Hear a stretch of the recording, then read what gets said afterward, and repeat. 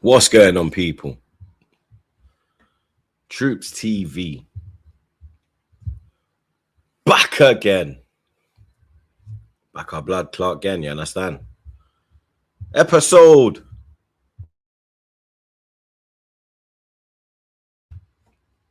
507 of Back Again. If you don't know the guys, make sure you like, share, comment, and subscribe to the blood clot ting.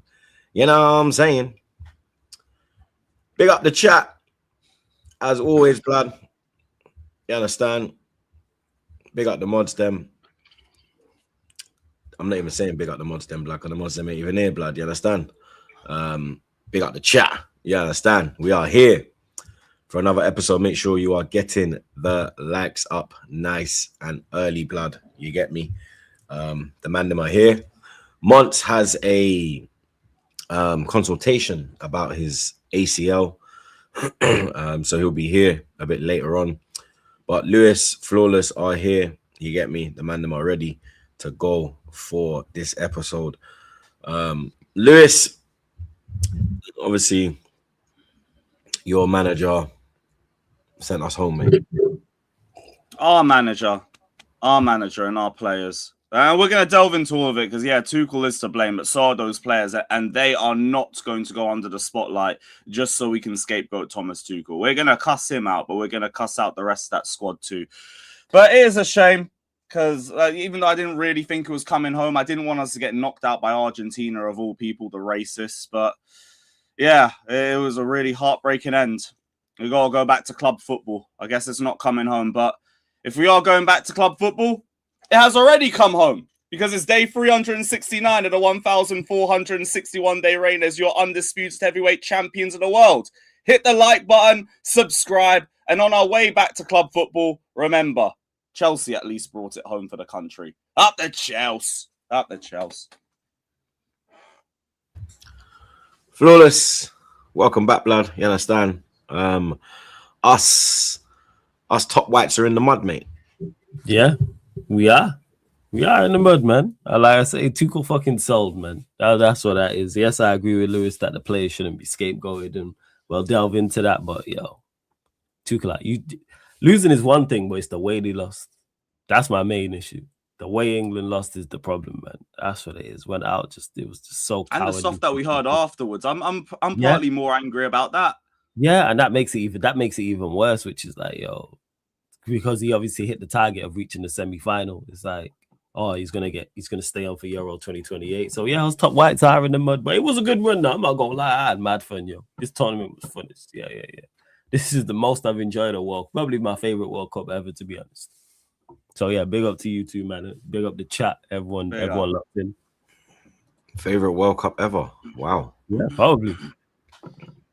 I've enjoyed watching this. I think it's been excellent, not just because of the England stuff and it's coming home and that, but everything else as well. The expanded tournament, I think, has helped also. Didn't help Jamaica, did it, blood? Why you gotta make it worse, yo? We don't have to talk about it. You're making it worse. Because I'm still pissed off, like Curacao, bro. Like, we should have made it. Man had me hate watching on Curacao. Man had a tweet on Curacao that hit 2 million, bro. Curacao. The tweet had more views than their population, blood. Yeah? You understand? That's how mad these man got me, bro. I made them relevant, blood. Me. I hear it. Nah, you did. I fully hear that. And how late it would have been if Jamaica was there, just for the vibes perspective. That's what it is. Brother, if they stick with this 48 World Cup number and we don't make it in the next one, bro. Shit, they might add more teams next time. I'm going to JFF, bro, and you get me. I might get banned. I might get banned from Jamaica, blood. I swear down. JFF, you might be manager. I need to enjoy my next 4 trips to Jamaica because it might be the last. You get me? Because, brother, if I swear to God, especially how it's in Europe, it would be so much easier to get there. I could literally drive. Do you understand? Yeah. Don't fuck about, blood. You understand? If you know what's good for you, you will make sure you're there, Jamaica. You get me? The appointment of the next manager is going to be very important, bro, because they still haven't done that. You get me? We still ain't replaced McLaren. We're still managing. We're still managerless. You got another month or two next before your next game, still, right? Yeah, but you get me? Let him get settled in, and you know what I mean? Yeah. I was trying to gauge how long was left.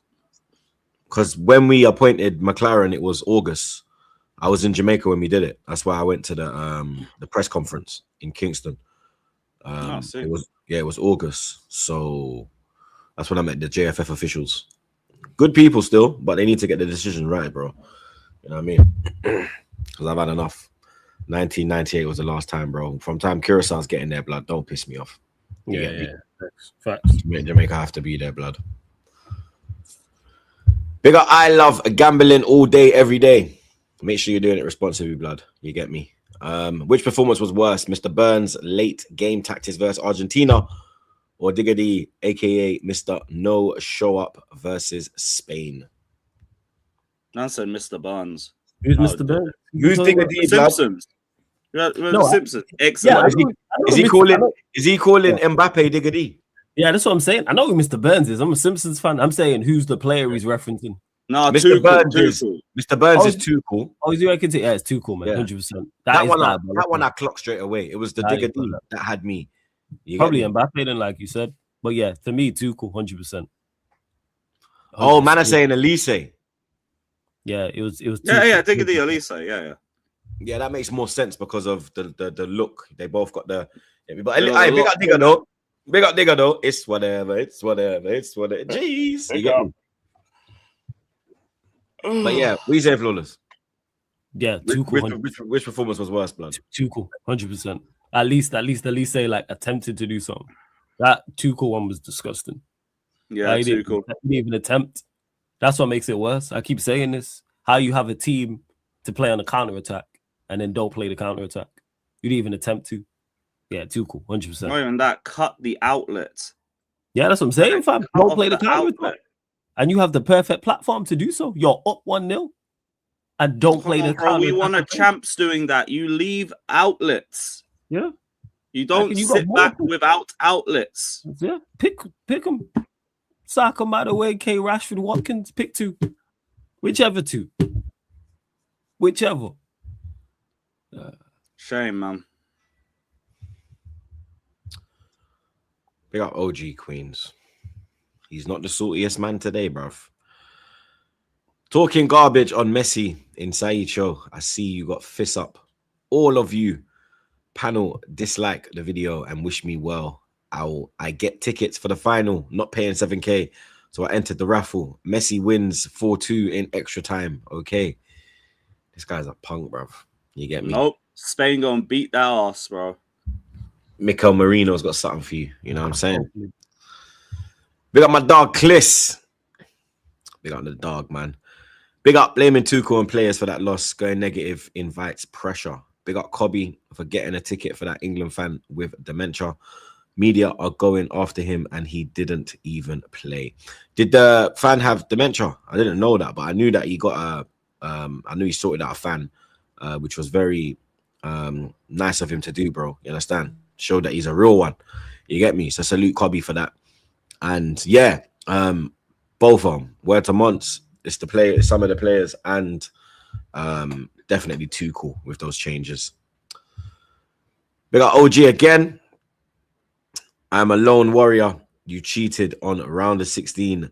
Chelsea blew Tottenham. Fuck you. Your England manager is a scrub. Hold that. Messi is my GOAT. I know you scared of me. No one ain't scared of Barcelona. Say blew Tottenham all you want. We beat you 3-0 and you ain't getting your get back. Hold that, bruv. And then Cucurella's gone back to Spain to dunk on Yamal again next season. Hold that. Yeah, Lewis hit the nail in the head, blood.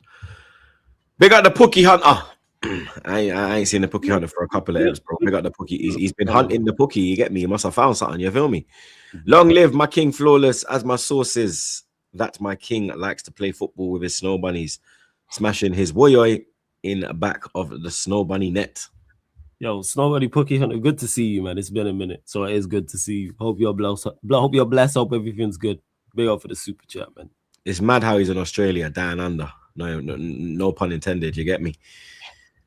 Big up the anti-gooning gooner. I love that one, blood, because I totally agree with that, blood. We are against gooning, bro. Big up your damn self, blood. Rogers or Vinny right now. For me, Rogers utility more urgent for injuries. I can't lie, I gotta go Vinny, bro. If it's you have to pick Vinny every time. You know what I mean?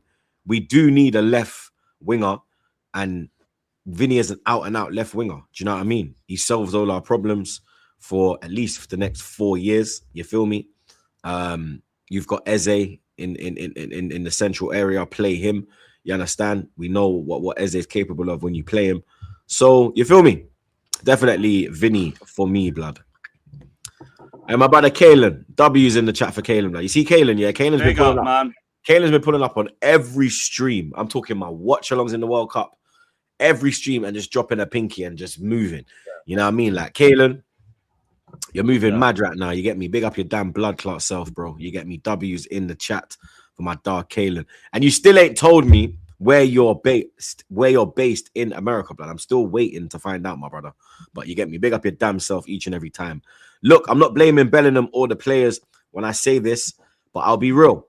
There are some man you just don't chat shit to on a football pitch. Messi is a prime example. Brothers like that will come back and dunk on you. Real talk still. He hit the nail on the head there, blood. You understand? The way that Messi looked back at him, you get me? That meme was great. I can't lie, yo. That meme. The saxophone started playing, bro. You understand? Like the saxophones got louder and louder. You get me? If you're Jamaican, then you know you heard that sound from Shotters. You get me? You know that sound, Flawless Blood. When the Rastas coming true, blood, and that song's on. You get me? And I wonder where will you be? And he's just bopping. Yeah, mad thing, blood. You get me? You either hear that. If you're a Jamaican, you either hear that or you hear the and you, yo, dog. You know, say something. You know what time it on. You know what's gonna go on, blood. You get me? But yeah. Kalen hit the nail on the head. I'm seeing Bear Man laugh. Cause Bear Man, no, you lot know, blood. Yeah, if you're from Caribbean brothers, we know that's the noise we hear, blood, when shit's going left. You know what I'm saying? Trust me, my people. Big up the bro Fats each and every time, blood. Yeah, man. I seen Fats for a while, blood. Good to see you, my bro. Big up Fats. Big up Fats every time. Big up the bro, blood. I think FA is banking that Pep is available after Euro 2028. Other than that, we're going to have to ride the next or possibly the last dance with Uncle T. We'll be back creating a new movie 9th of July 2028. What is that when the Euro final is? The 9th of July? No, I think, is that when the tournament starts? Is it the 9th of July? Let's find out, yo. That must be the end, isn't it? Because it's going to start in June, no? Yeah, you're right. Because season come back in August. Yeah. I think that's the final. Where is the final? Is it in Spain? Madrid? Because it's Spain, Portugal, and the Euros is over here. The Euros is over here. Oh, the Euro. Oh, yeah. No, the World Cup. Is here. Yeah, the World Cup. Wembley. You're thinking of the World Cup. Yeah. So yeah, it starts. Yeah, the 9th of June is the start of the tournament. So yeah, he's right. 9th of July. Yeah. Fats is right. Still, it's the final. Big up Fats. Come on. Oh, hey, Flawless. Big up Fats again. Big up, bro. Tuchel out. Yeah, enjoy Kieran McKenna, Lee Carsley. If that's what you want trophies, or you wanna glorify the process ride. Lee Carsley, I take out of it, innit? Because he's done great things with the under-21 side. You get me? I'm sure he actually won a trophy with them, man. Because they always hit a wall. They always got to finals and lost and penalties. I remember enough times like nothing. It might have been like the under-21 Euros. You feel me? So Carsley, he knows how to do it in international football, so he wouldn't be. Me, you never know. You understand? But yeah, McKenna, allow it, bro. You get me? Less of that, blood. You understand? We got JJ. Messi playing in that final will bring him memories in playing in La Liga again. He will cook. My money is on Argentina to win. It's written in the stars. He's gonna run it back one more time. Is that what man is saying? He's gonna run it back one more time. We'll be up against a Barcelona man, though. You get me? Kubarasi at the back. You get me? So it'll be interesting to see how that goes. You expect Messi to win, but Marino got something for you, man. Big up Goat Zoo. Big up Goat Zoo. Konsa crossing at the end was awful. Not saying start Trent, but not taking talents for the bench for vibes can hinder you.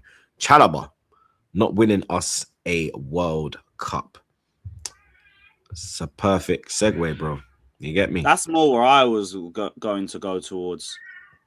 England 1, Argentina 2. We are out of the World Cup. Another semi-final defeat. Got to the semi-finals in 2018 in Russia. Lost to Croatia 2-1 in extra time. Obviously, 2022 went out in the quarterfinals to France. And now we've gone out to the world champions. You get me? The current holders, 2-1 in 90 minutes. 5 minutes away from a World Cup final. You get me? The first one since 1966. You feel me? And it wasn't meant to be. It's not coming home. We're coming home, blood. You get me? But for me, it's a bit of both. You understand? It's a bit of both. It's Tuchel and some players. But I think Lewis is. I think I think people are more on Tuchel, but I think Lewis, are you more on the players, blood? No, not more on the players. I just think they also need to get put into a spotlight as well with Tuchel. Because we look how the game went. The first half, I don't think there was a lot to separate either teams. There was about probably one shot for either side, if that.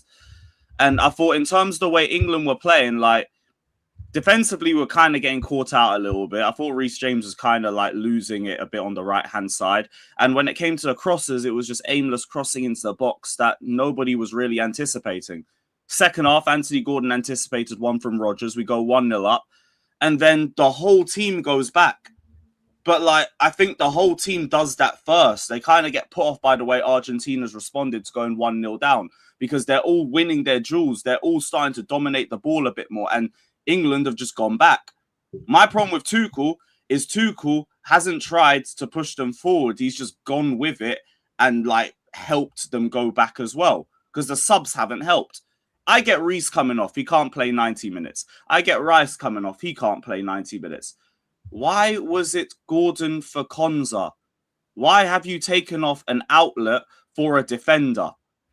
That's what I don't get because now there's no outlet to go up. Now it's just you can only hoof it and pray to God. That's what my first issue is with Tuchel. Then obviously the first three changes, yeah. Konsa for Gordon, 72nd minute. Burn for Reece James, 82nd. So Konsa for Gordon, 72nd minute. Double change at 82nd minute. Burn and O'Reilly. So the first three changes were defenders. He brought on, and then he said Rashford and Tone in the 96th fucking minute. This is where my problem with Tuchel is because you didn't try to change it, you enabled it. That's and only 12, and that enabled the 12% possession that we had after we scored. But my thing that I want to just keep adding is I believe the players were parking the bus first, and then Tuchel enabled it. That is facts, Lewis. Facts. Thank you, Mont. Now, going to the goals, that's where I'm starting to look more into the individuals. Because for the first goal, there's a debate about Elliot Anderson, whether he should have gone out, whether he should have helped with Messi. Maybe someone in the box should have maybe gone in. But you cannot leave that space in the center of the park exposed when Enzo Fernandez has been trying long shots the entire second half. Because we got T-Rex arms in goal. And like I was saying on my video yesterday, if you're not an elite goalkeeper, it's got to come with a height requirement. And I'm sorry, at the elite level, you should not be relying on Jordan Pickford. He sometimes may be good, sometimes may be shit. Now, we go to the second goal. Troops, can you bring this up, please? Let me just move this.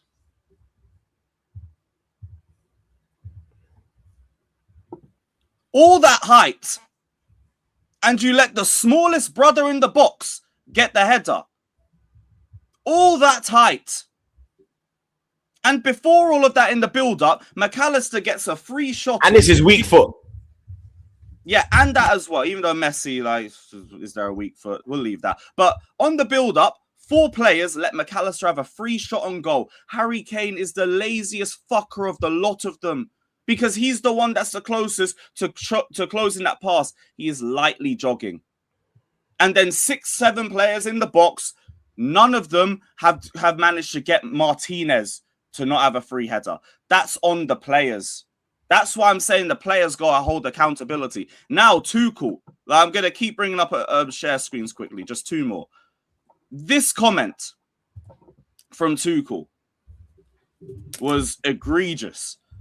He's talking about ball possession plays a crucial role, maybe not in our DNA. You designed the DNA. You picked the squad. All the complaints about us not bringing in a Wharton, maybe a game like this, you should have brought a Wharton. We know Rice ain't progressive. We know Anderson ain't got that, and he's not used to playing at this level either. You should have brought a Wharton. Cole Palmer, you should have brought him as well. You know what I found, what I remembered? I'm just leaving that there. This was barely a year ago. You picked Cole Palmer as the second best player in the world. And you didn't bring him on the plane. Because you wanted to do Rodgers and Eze in the 10 and a one-footed Saka and Madueke as our right wingers. And then we saw in the semi-final, you decided to play one of your 10s on the right-hand side because you were so sick of watching Madueke play. That is an admittance that you fucked up with your squad selection. And that's where I'm more annoyed. You wanted to do PNP to death, but you didn't PNP Argentina to death when it mattered, because you should have brought the different profiles. You should have brought a Trent. You should have brought a Wharton. You should have brought a Palmer. And even for how bad Palmer's been this season, you told the world he's the second best player on this planet. Because this was the last best awards. And this is where I'm annoyed at Tuchel. This is where Tuchel's fucked up. Your squad selection has come back to haunt you, and you enabled the players to bottle it. But everybody bottled it. I just have to make sure everybody takes their smoke for that one. Yo, big up the bro. Big up, Runs. Yeah, for me. Can I go? Oh, I'm not wrong. Go Monts, because I know Monts wants to. Monts has been lashing out everywhere, blood. I don't know what you're talking about. I just told you that you see Tuchel, you see all this blame for Tuchel. Lewis is absolutely right. Yes, Tuchel's to blame, and he enabled it. But the players, as soon as we scored, the players were on this too many touches, can't string two passes together. They were getting jittery the second we scored. So the players are also to blame. But I'm just here for my brother Flawless and my brother Troops, the top whites. I'm here for you guys today. I'm here for you guys because I told you specifically that Tuchel is just Gareth Southgate without the waistcoat, and you man kept arguing back. You kept arguing back. You told me the substitutions. Did you like that substitution? Quanta for God, did you like it? Did you like that substitution? Lewis, you don't have to answer that. Lewis, did you guys like that substitution? Tell me. I like the substitution as much as you did. Right. Oh no. I loved the substitution. I loved the substitution. I loved the substitution. No, I loved it. I loved it. Stop lying to yourself and the people that know you. No, you see what I'm saying? Flawless, my brother. All I'm saying is that there's a lot more problems with the England team. We tried to. How can you bring a PMP team to a tournament, Flawless, when literally the South Americans are the kings of passion? You can't out Vamos South Americans, bro. But here's the worst thing about it. Bro. Here the thing is, though, Monts, he didn't even give it a go to do it. He didn't even try to out PMP them. He did. Well, he did because we left half of our dictators of play were left at home, and the one we had in the squad didn't get to play. And of course, at home. No, I'm talking about the way we approached the game. He picked a team to counterattack and then didn't counterattack in the second half. Yeah, no. He counted. It was poor counterattacking. You can sit back. You know me. I don't even mind. I don't actually mind the manager. Yeah, I don't mind the manager sitting back. But when you sit back, you need to have an outlet. Yeah, we had no outlets. It was Kane and Bellingham. No. But Kane is supposed to be the outlet. But as I said, I'm still waiting for England's best player to be England's best player. That's another conversation people need to have. The making is he didn't play the counter-attacking. That's what I mean when the players did it first. We know this team can't coach itself. We know they can't do that. We're fully aware of the team that he picked. He picked a team to counterattack in these scenarios at 1-0 up and then didn't do it. How are you playing counterattack with Kane and Bellingham? You know that's not going to work. No, I hear it, but Gordon was also doing okay on the And transition. Gordon, But but he took Gordon off. Man. But flawless, bro. This is why I said there's no. Didn't put Madueke, But Watkins, this is why I said there's no difference. There's no difference between Tuchel and Southgate. Yes, there's a difference in terms of there's little nuances in their coaching styles, but overall, you're not going to see much. How about this? Southgate would have had the exact same run and lost the exact same way. He would have been too cowardly to make the right substitutions, and if anything. I'm like, yeah, there's an argument to say that, but this is what I was trying to tell you, man. You man were on this. You man were on this too. Like, I don't understand why Tuchel gets the stick now. Why today? Why now is he getting the stick? Because this tournament has not. It's not been but flawless. It's not been a good tournament for England. The only game we've sat there and dominated was Panama, and we didn't even dominate. Panama actually felt confident enough to try and play football against us. God knows why. You see what I'm saying? Every other game, Argentina haven't dominated any game. It's not about no. It's not about dominating game. Argentina have a style of play because when they got the ball on the deck, we couldn't deal with it. That's the bottom line. They that is true, but they haven't dominated any games though. No, but we don't have a striker. We don't get the ball on the deck, and when we don't think they dominated us for the last 30 minutes. Of course they did. Every team. For the last 30 minutes, yes, but that's not the whole game. That's a last period, though. When have we dominated? I'm asking, like, when have we dominated? No, I agree with you, Troop. But we know the team that Tuchel picked wasn't made to dominate. It was picked to play on the counter attack, pace and power, and get results. And guess what? It got that. And then when it came to crunch time in the semi-final, he didn't even give it a chance. This is why I don't hear, oh, you can't pace and power the South American teams, or technicality always wins. You didn't even give us a chance to go through in the game. That his managerial run there at the end, the managerial period. That is one of the worst managerial performances I've seen. My brother, it's been like that all tournament. I promise you, it's been like that all tournament. Nah, man, it's been like that all tournament. It hasn't, Mons. It hasn't. He has made when me and Flawless turned into top whites. Yeah. Don't ask me how I come up with that. That is crazy. Don't ask me how I come up with that, blood. Yeah, I'm a madman. Innit? I can't lie, it's been fun, Troops, man. It was fun, bro. Like the changes were slapping. You get me? I'll say, when he done the defensive thing, yeah, I said, yo, this ain't Mexico, blood. Like, there's so much more threats, even off the bench. Like, you could bring on a Latoro. You get me? Who eventually got the fucking winner. Yeah. But I don't. The thing is, I don't mind. I was saying this as well. I don't mind him going defensive. That's not my issue. But go defensive with a counterattack. You've been doing that the entire tournament. You picked a team and a squad specific to play on the counterattack. You go a goal up and then don't play a counterattack. You took off Gordon, cool. I've said it. You have Madueke, you have Saka, you have Rashford, you have Ollie Watkins. Pick two of them and play the same way you've been playing. And if you know, Flawless, I'm not as annoyed. Yeah, go on, Rums. You know what I was even more madder as well? Yeah. Both their centre backs were on yellow cards. Not that's one, both of them, you know. Romero and fucking Argentina. It was crazy. And like you said, Flawless, the fact he went with more defensive subs, being 1-0 up as well, by the way, because he went with the more offensive subs once we were 2-1 down, or I think 1-1 at one stage, right? But it made no sense. Made no sense at all. Because I agree with you, Flawless. Have I been impressed with England a lot of these games? Not really, but I've credited Tuchel for his changes. Even Mexico, bringing on, I think it was Stones and Byrne, knowing that you're 10 men down with 50 minutes to go. It was bold and it paid dividends. But this game, I agree with you, Flawless. If you're going to go defensive, you still need an outlet. You've got Madueke, whether you rate him or not, he'll bring the ball up the pitch.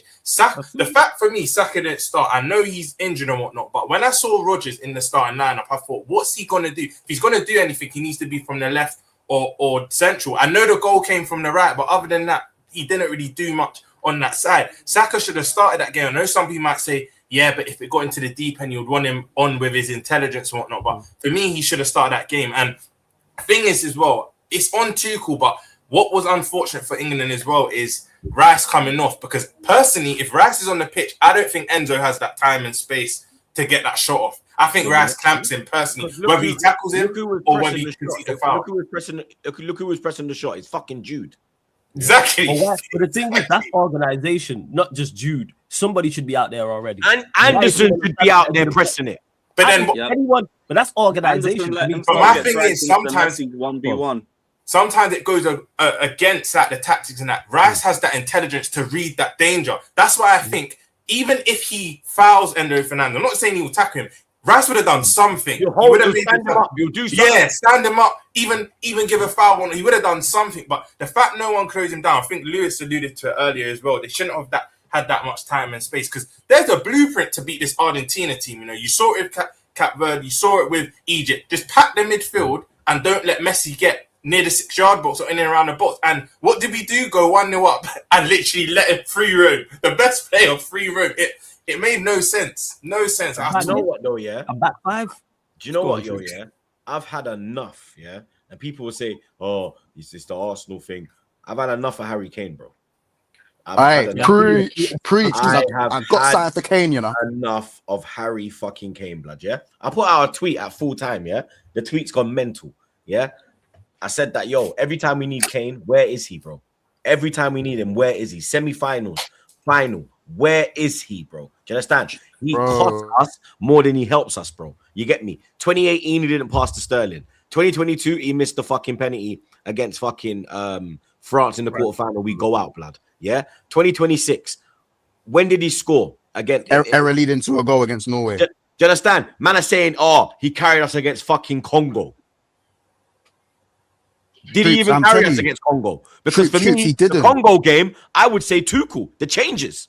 Yeah. The Congo game was a changes thing. The changes changed the game, bro. And then we got the momentum, and then we went for them, bro. Kane obviously put the goals away, but if you check it, whenever we need him, yeah, he's never there, blood. He'll bang in the group stage, and then when it comes to knockout stage, he's nowhere. Bro, he's the group stage destroyer. He's the group stage groupie. That's what he is. Harry Kane, you see Harry Kane, he loves a brace against them names Slovenia. I was seeing in your chat yesterday, the fucking Curacao Crusher and them. I'm telling you, he's the Curacao Crusher, the Slovenia Slayer. That's what this guy is. Do you know what I'm saying?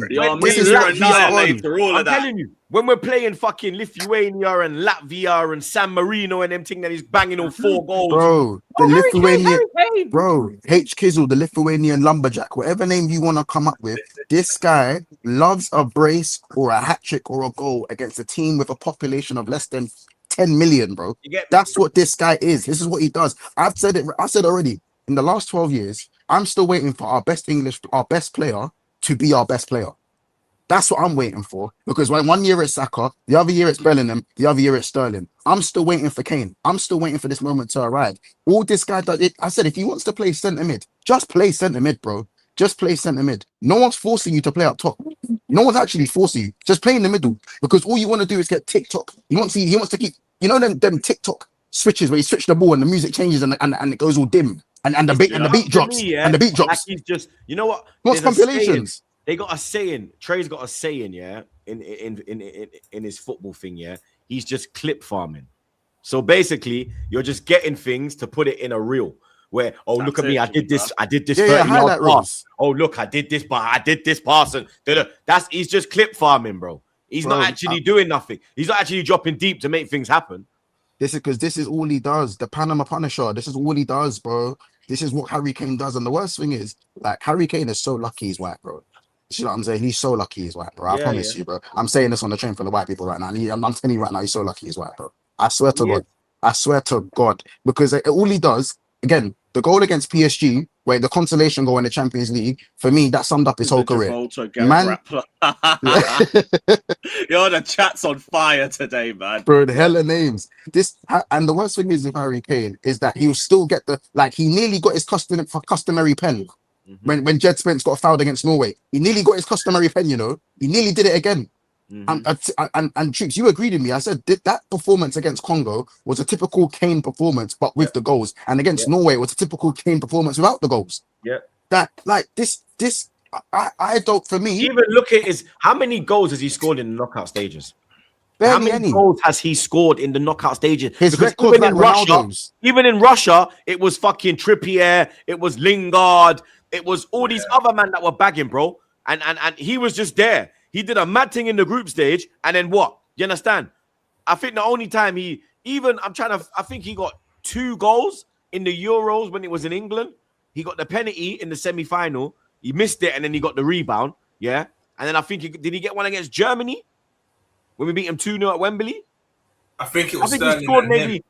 Yeah, I think he scored like 4 goals, maybe, in the knockout stages, blood. You understand? He got 2 goals against Ukraine. Fucking Ukraine. These man can't even play in their own ends, blood. What are we doing here? No, they got their best player banned. Look. Look. Look, here it is. Look at this. Colombia, no goal. Sweden, no goal. Croatia, Belgium, Germany, Ukraine, okay. Denmark, nope. Italy, Senegal, France, Slovakia. Oop, oh, here we go. Slovakia, here we go now, blood. The Slovakian Slayer, blood. You get me? Switzerland, Netherlands, Spain, Congo. Oh, here we go, blood. You get me? The Congolese Crasher. You get me? Mexico. Oh, nope. Azteca hype, bro. You shit your clout up there. You understand? Altitude. Oh, I couldn't breathe, mate. Do you know what I mean? It was very difficult, mate. You know what I mean? I lost my voice. Fucking prick, bro. Seriously. Kaden question. He's the final form Lukaku. He's a Super Saiyan Lukaku with white privilege, bro. This is what he is. Because you see the flat track bully thing, yeah? Like, it can work if you got a team that just scores goals anyway. But England don't really... Yeah, cool, we scored the most goals this campaign, more than we ever have. But did you guys know we haven't beaten a team in the World Cup in the top 10 FIFA rankings since Argentina in 2002? Did you man know that? Mm-hmm. Yeah, I did see that stat. Because look, a high-ranking team would be 2002 went out to Brazil, Euro 2004 Portugal, Euro World Cup 2006 Portugal, 08 didn't make it, 2010 we didn't even. Who did we got in 2010? I swear Germany. Yeah. The Lampard goal. 2012 Italy on penalties. 2014 we didn't even get out of the group. 2016 Euro, fucking Iceland, blood. 2018 Croatia, they was a big hitter. 2020 lost the final, Italy, big hitter. 22 France, eventual winners of the previous World Cup. 24 final, Spain. 26 fucking Argentina now, blood. What a fuck. We really the Dolph Ziggler of international football, man. This is dark. This is and this is why I tell you, man. You man will laugh. Type beat. You man will laugh at Arsenal fans. I'll keep saying it. You man will laugh at Arsenal fans, yeah. And when they say, "Oh, we're gonna win the Champions League," yo, 1 minute. Hold on, no, hear me out. It's a good one. I'm on your. Nah, don't involve the OTT. Do not involve the OTC, blood. Yeah, it better be a good one, blood. Big man. Hey, all I'm saying is, someone said Arsenal's win the World Cup. Listen. Yo, Mikel Marino, bro. Mikel Marino. I'm saying we are hypocrites. As a national fan base, I believe personally we are just mad hypocrites. We are hypocrites, bro. We will, as international fans, we'll look at club level and go, "How dare Arsenal fans say they can win the Champions League?" But you'll sit there and say you're going to win the World Cup. Like you just can't. You're talking out of both sides of your flipping mouths all the time. You'll be like, "Oh, we need to beat Argentina because they're racist. Like we didn't colonize half the flipping world." I'm telling you right now, bro. It's so I can't like the second, bro. It's just gonna get me mad, innit? We think we're better than everyone else. We think our players are better than everyone else. Our players aren't that good. Not as good as we think we are. We're not as good as a unit as we think we are. And you lot get disappointed over the same thing. The only big boy team we have beaten in the last 20 years is Germany. And that was when Werner and Havertz were leading the line. What are we doing? We never beat major nations. We haven't even won a semi-final in the World Cup ever on international soil. On foreign soil. We've never done it. There's no evidence to suggest it. But that's not to say we can't ever win, but there's almost little to no evidence that we're going to do something major in these competitions. Yeah, year after year after year, you man sit there and act like you're better than everyone else. And you want to sit there and laugh at Arsenal fans for their arrogance. We are exactly the same. We're exactly the same. Do you know what I'm saying? It's mad. We're the EVL Arsenal. That's it. That's it. Sorry. Do you know what I'm saying? So at the end of the day, you man are angry. Bear man are angry and bear man are upset. Listen, you look in the mirror. Look in the fucking mirror. That's what man needs to do. Look in the mirror, and we'll see what happens, and we'll go again. But at the end of the day, just have some humility. And just have a look at how Bellingham was being spoken about by the media. You know what I'm saying? We can't win. No one's gonna win. I don't care. I tell you, sleep with one eye open when you support England, bro. You know how mad it is, yeah? You've got Ocho Cinco defending Jude Bellingham, bro. I saw a clip of him and Uncle. They call him Uncle Shay Shay, innit, blood? You get me? You talking about Shannon Sharp? Yeah, blood. Yeah, I see that. I see the clip, and Ocho was like, "Yo, you can't have no aura around there. They ain't let you be confident. Wait, You that's can't do killing that me. over Yeah, there. I saw that clip. That's You killing can't do that over there. You know what I mean? Even he's it's mad, bro. You know what I'm saying? Even because Ocho knows his football, you get me? So he knows how the media is over here when you got a bit of arrogance. They say it's arrogance, but it's just confidence, blood. You get me? Is They it confidence champion or is it? over there. If Bellingham was American, they would They champion. love him. Yeah. They love him. They'll be like, yo, look at him. He don't play, man. That's my man's. Yeah. You know what I'm saying? But over Yassa, they're like, yo, you get me? You can't be doing that, I mate. don't think the media's been on Bellingham too much this tournament, though. Like, and if anything, They coming can't, out, 'cause they it's can't. everything is all on Because they Tuchel. can't. I think it's been No, specific but it's just like, I journalists. don't think it's relevant for this one now, isn't it? I think that Craig Holt guy's been on him the whole time. That prick. Yeah, maybe he has, but he's dug himself a hole too deep anyway. He kind of has to stay there. But overall, like, I think everyone's just more focusing on Tuchel, and deservedly so. But like, that's why I wanted to start by talking about the players too, because they are not getting away with it.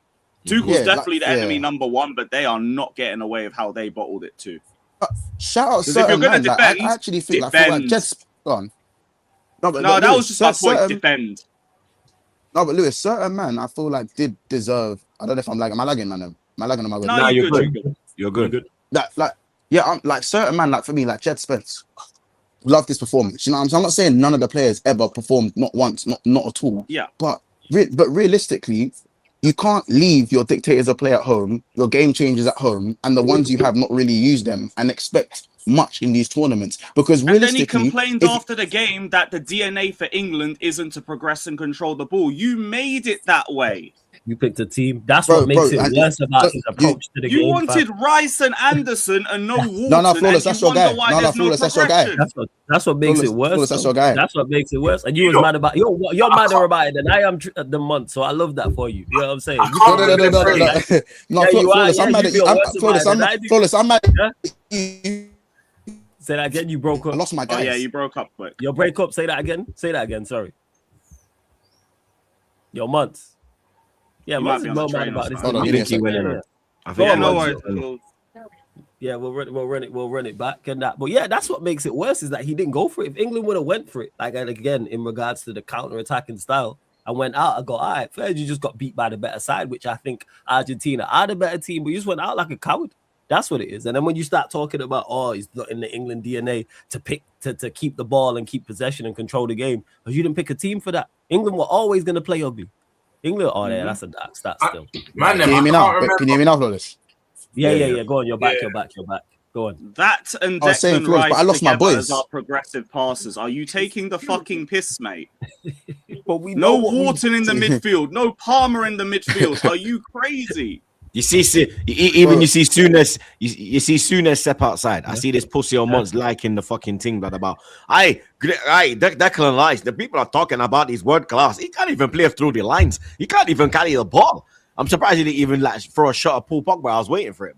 Yeah. Pogba or Sterling or something It like is that. the, But it's the thing is- truth, though. But that's why you bring in someone else that could do it. We know But- Rice can't progress. We've debated it on here for years. Elliot And if- Anderson, same energy. Bring in a different profile midfielder. Why am I relying on them two when we know that everything they do is backwards? Why?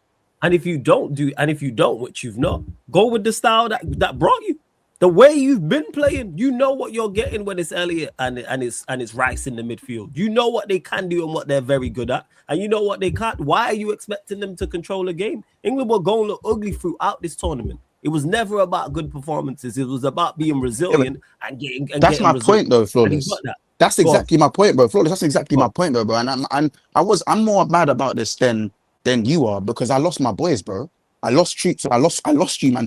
You man drank the Kool-Aid. I lost you, man. I lost you, man. And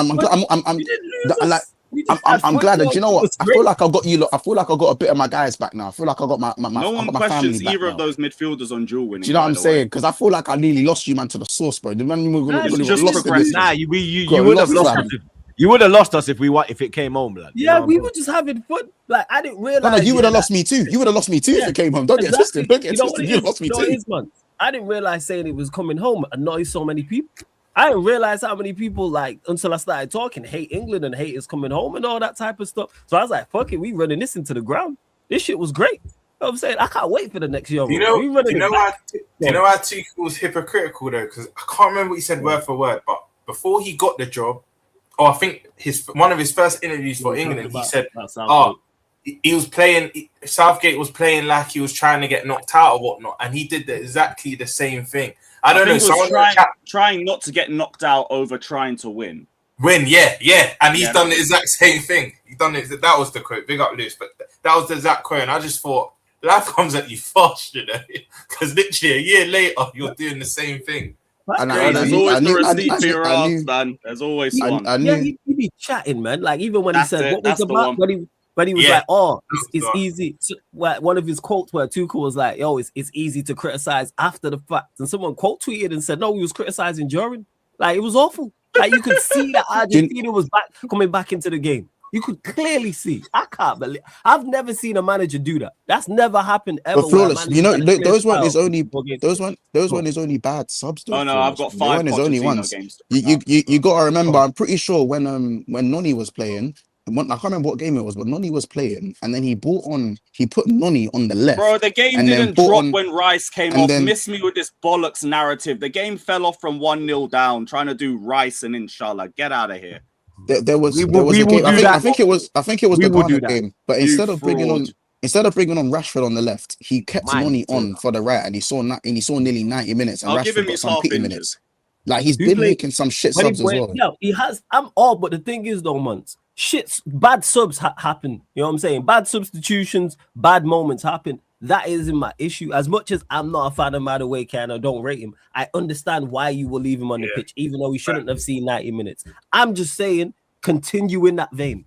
That's where I'm at. I keep saying this and will continue to say this. You picked a squad and picked a team to counterattack and play in the transition. And then when you had the time to do it, when you're 1-0 up in a World Cup semi-final, you bottled it. You was cowardly. It was very cowardly. I've never seen that before. How you don't counterattack anymore when that's what's got you up until this point. And like Rums mentioned and others have mentioned, both the Argentinian centre-backs were on yellow cards as well. That is absolutely crazy to me to not put on Rashford early as well, you know. From like 30 minutes.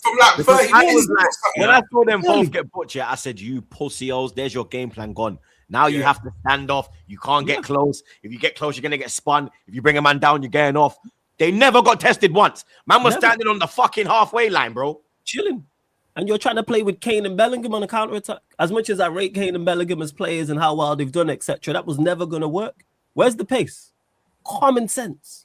And like I said, he bottled it cowardly. It was. Do you know what's mad as well? It's not only both their centre-backs got yellows. It's the type of players they are as well. They're the type to have a head rush. Yes, exactly. You can get them rattled. They're the ones that Jude should have been like, "Yo, I'm just gonna sit on these lot." Yeah. I'm just gonna rattle. He tried that. He just tried that with Messi. The wrong one. Yeah, but wrong one.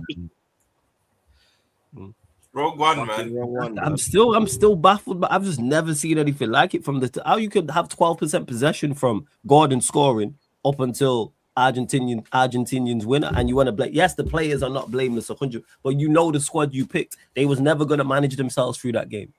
It was never going to happen. And the manager enabled it.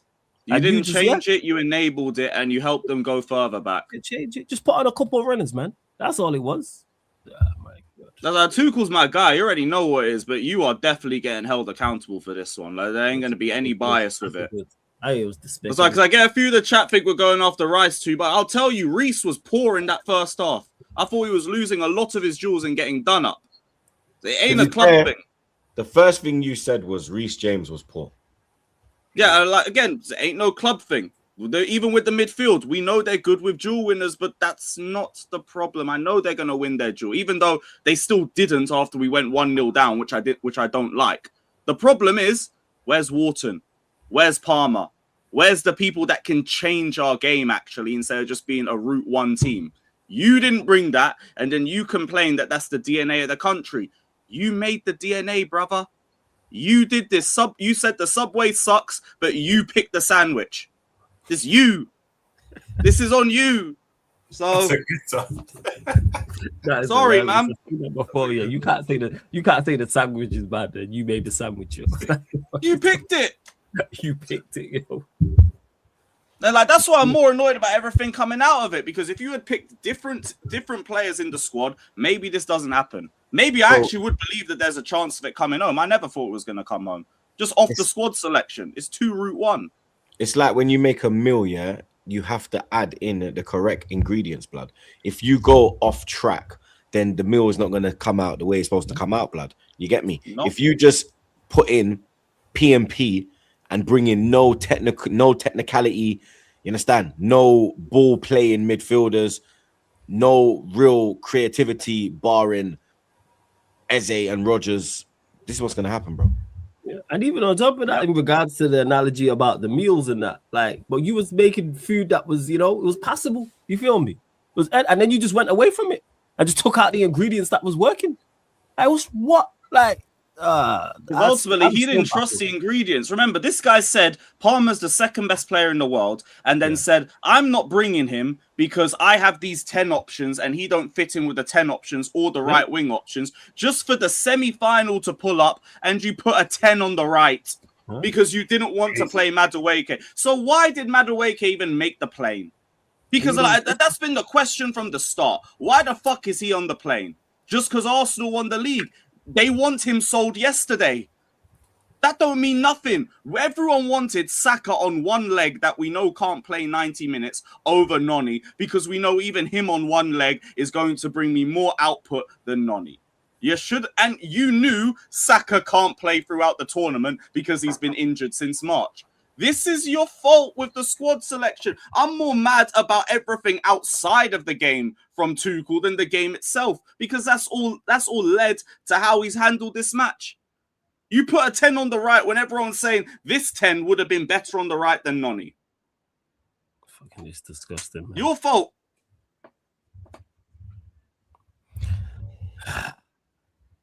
Shame, man. I said I wasn't going to get ahead of myself, but then I started thinking about what the parade would have been like if we won. I did let myself get ahead of myself. I was planning, subconsciously. The World Cup final would have been lit, man. I was planning the trip down to London, man. I was going to link up with you, man. It would have been so fire, yo. If you don't lose the final, just don't lose to Argentina, I beg, not to the fucking racists. And then you lose like that in the last 15 minutes. Because if we're being honest, yeah, like, we ain't got our get back. Like, I remember 0-2 in it, and yeah, we beat them, but it's the group stage, bro. Like, and I think they actually didn't even go. I think they actually got knocked out of the group as well. But it don't hit, blood. Like, they've kicked us out of 3 knockout stage games. 3, blood. Yeah, 2 and 1 shouldn't have counted. Come on, bro. It's just all we got is the Falklands. Yeah, it's basically bad. It's it bad. is fucking peak, man. All they gassed about avoiding France just to spawn them in a game no one wants to play anyway. Yeah, no one don't care for that game, man. Yeah, I'm not watching that game's probably going 0-0 penalties. I ain't watching that nonsense. Yeah. The wife was like, "Oh, babe, are you gonna stream the England game on Saturday?" I said, "The what?" Also, Tuchel, you're my guy, by the way. I dare you play Reece in that meaningless game. I dare you start him for no reason that meaningless game. Start Saka. You see me at your front door. Don't piss me off. Yeah, I don't want to see Eze. I don't want to see Rice. I don't want to see none of my players, bro. You know what? Give Trev some game time because you brought him on the plane for some reason. Yeah, I want to see Chalobah. I want to see Tone. I want to see them, man. You get me? Henderson can play with his one arm. I don't care. Yep. This is where everyone has their club interest at heart. Yeah, we out now. It is what it is. Maino can play. You can get a 1 game. Watch him start. Yeah. We need Maino fresh. Don't play Maino. Watch him start Maino, blood. Watch him finish the game. Watch him finish the game. Put him on like the last 10 minutes to take the piss. Pre-season early, actually. You know what? Maino needs some minutes, actually. I'm not mad at it. Let him get some minutes. He might even finish the game. Full 90 plus. I'm telling you, man. Early pre-season game, man. We need Maino to get the speed. Rom's is right. He might get the full 90, you know. Yeah, that's what it is. He's not played a minute, bro. So Tuchel's declared that you're fresh. Just play the whole game. You can play Noni. I don't mind. I don't care. You get me? Play Noni. Yeah. Fuck it. I don't care. All the French players will get minutes. Watkins, all them, man, will get minutes. Hopefully, man. Big up Kurt Chaos, my doggy. I've been fighting people online telling me I'm not allowed to support England in the World Cup just because I'm not from England, even though my grandparents were born and raised in Hertfordshire. Nah, fuck that, blood. Tell them suck their mum. You get me? You got English in your blood, mate. You feel me? Right. So, you understand? You're one of us, lad. Big up the Egyptian Red. John Stones is one of the most overrated defenders of his generation. Phenomenal on the ball, not a great defender, not a great physical profile. I think this is recency. This is recency, bro. Like he was in it. I know he wasn't always available, had injuries throughout his career, but bro, that City era from 2015 to about lockdown, he was him, bro. Even Everton, his last season at Everton, he is a great defender. After that, even up to 22-23, I'd say. Yeah, I'd say up until they won Champions League. Yeah, like he's been injured the last 2 seasons. I think that's where this is coming from. Yeah, recency bias is sickening. Big up the Egyptian Red, though. Big up the OG again. Wish me well Sunday, either at FanFest or if I win tickets in the stadium. I'm undefeated at MetLife. Last loss was 2015, Argentina 2-1 Ecuador. Hopefully, if you're there, you get another lost blood. You hear me? Vamos España. You feel me? Fuck Argentina. Big up Bossack. Big up the bro, man. Shout out the gang troops. This Saliba injury pissed me off. He was injured and in pain. Why did he go World Cup? That time he should have used for recovery. Bloody should have had surgery a lot earlier as well. You get me? This back injury's been around for about 3 years, mate. Big up the Viper. He brings joy. Woyoy. That's You get me? Big up Randy Viper, man. God bless you, mate. Big up, my G.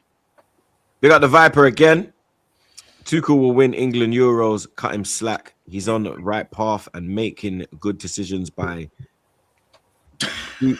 Cullen overrated star bum. This guy, bro.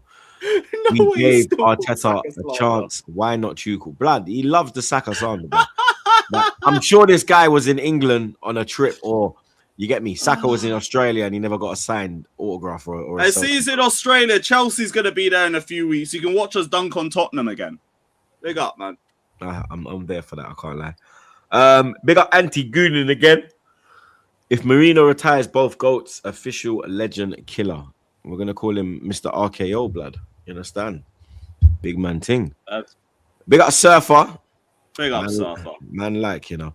Top whites, that's what I'm called on Sarcasm City TV. You know why? Because he's one of the only white. He's the only white guy that be on. Yeah, yeah. It's Wakanda TV over there, blood. You get me? Big up. Yeah. Sorry, go on. Big up Surfer again. Flawless. Tell him again about Tuchel. I'm still mad. Yeah, because we was on the watch along together on the channel. That's why. And yeah, like Surfer just like 20-25 minutes after the game was just even before the final whistle was losing his head. And yeah, rightfully so. Same. I'm still annoyed at it, man, that we just didn't even go for it. That's what annoys me, man. It didn't even go out the way we've been playing. I could hold my hands up and say, all right, cool, they're a better side. But my God, play the players. Big up Fats again. Crazy thing is, life after Harry Kane, Watkins, Tone, and possibly Liam Delap. Who will be the next destroyer at the front? Me and Saeed were talking about they will put anybody up. They'll put Noni up top before they play Delap.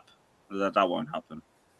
Me and Saeed were talking about that today, and we were like, the English striker market is not looking really good, blood. Hey, Jude, time to play as a 9, mate. It might be that, blood. Big up hard in the paint, my doggy. Mediocre team getting away with it because of manager. I agree, but like the manager selected the squad, you know. And that's big up to hard in the paint. That's where it is. We know what the squad is. I keep saying the same things. We know what the team is and what the squad is and how it was supposed to play and how it was supposed to set up. And you just refused. At 1-0 up, that's the perfect game. That's the perfect game for that team that you pick. If we were 1-0 down, I'd hear it. Because all the conversation was, England struggle against low block. What happens when England come up again? We didn't lose because of a low block. We didn't lose because the team was defensively so sound. It's because we just gave them the game. Easiest route to probably the easiest semi-final second half Argentina will play in their history. Comfortable. All right, we're just going to give you the ball and not offer anything going the other way. All right, bet.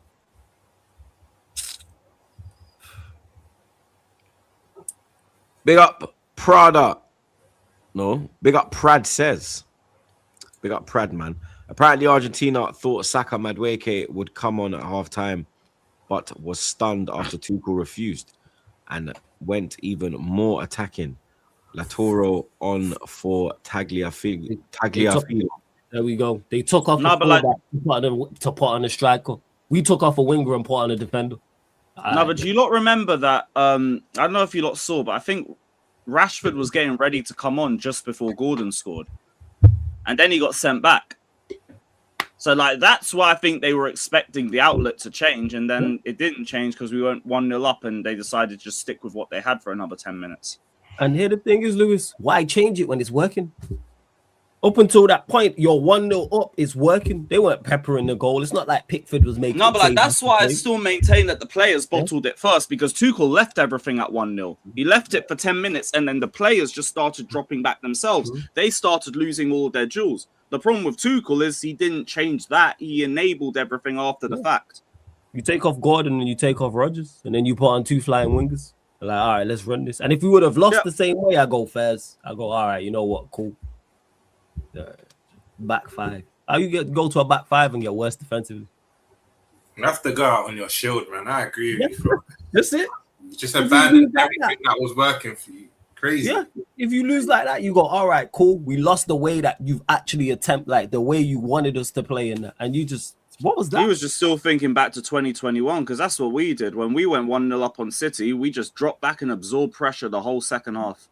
I guess what you like. But even then, we had outlets. There was Pulisic. There was an outlet. You had outlets, number 1, and number 2, you actually had a very, very good defense. If Yeah. England had that defensive play, if we had a Kante in there, I'd hear it. Even the midfield, Kante, Jorginho, there's your progressive football. Yeah, I'd hear that. But all right, man. Okay.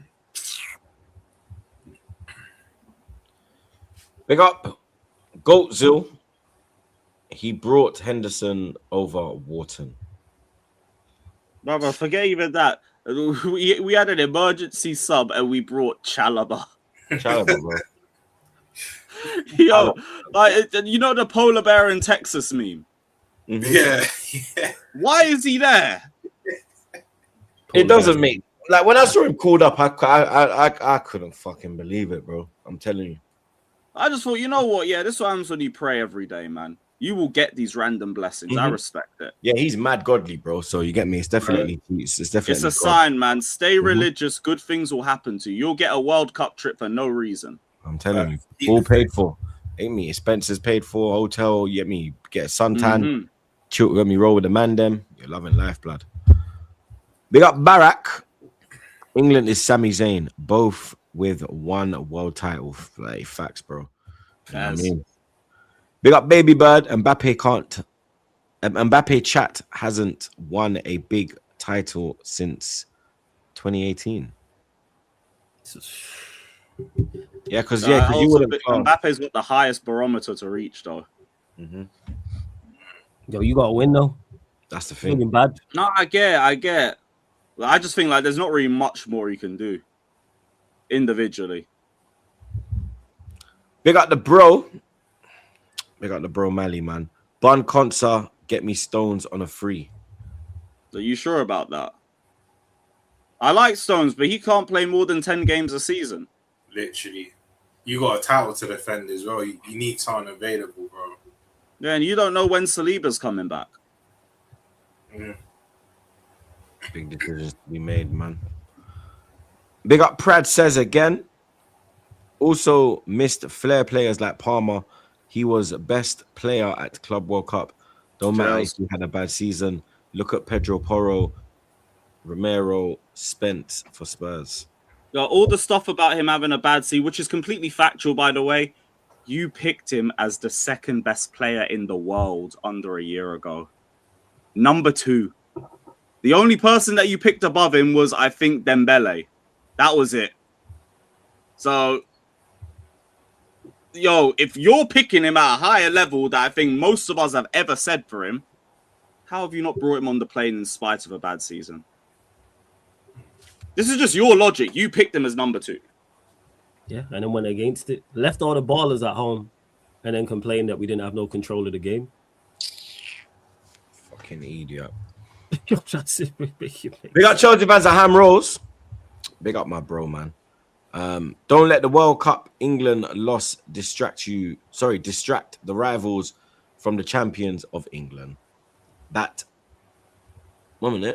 rain, the Arsenal, I'd be pooping myself if I was Chelsea and Manchester.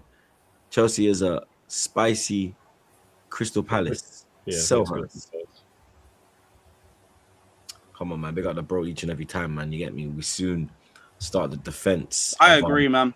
Don't let the World Cup distract you from being world champions. We still brought it home anyway. Up the Chelsea. Up the Chelsea. It's coming. Football's coming home. Fucking donut. We got Hamzino. Gay IC3 status deserves to be removed. I agree. Fuck Gehi. Fuck Mark Gehi. Every day ending in a Y, that prick. We got Anton Gunnar again. Skelly and Palmer should have come. Skelly would have moved them. Oh, the back to Skelly. Fucking Thomas Tuchel, mate. We got Muller.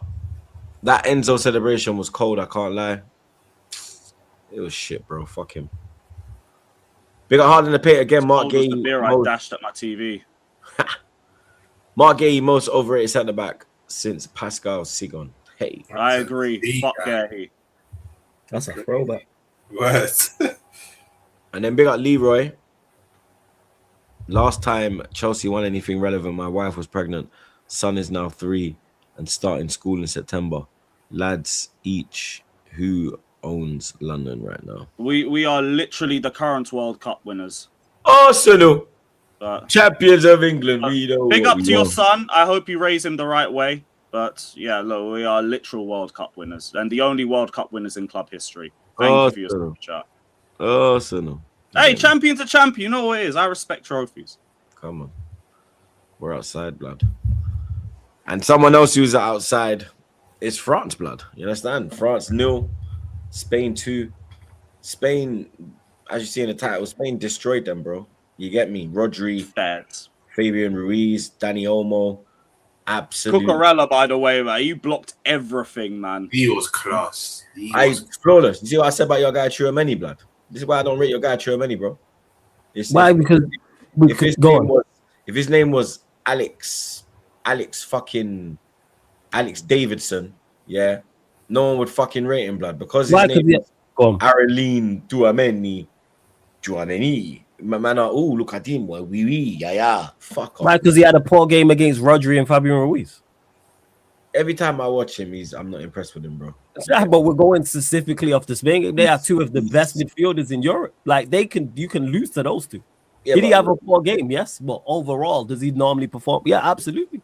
Like we just had a poor game against those two. Those two are very good, and we're gonna exclude his partner as well. We're just gonna exclude who he's playing alongside. Rabiot. I thought Rabiot was all right, to be fair.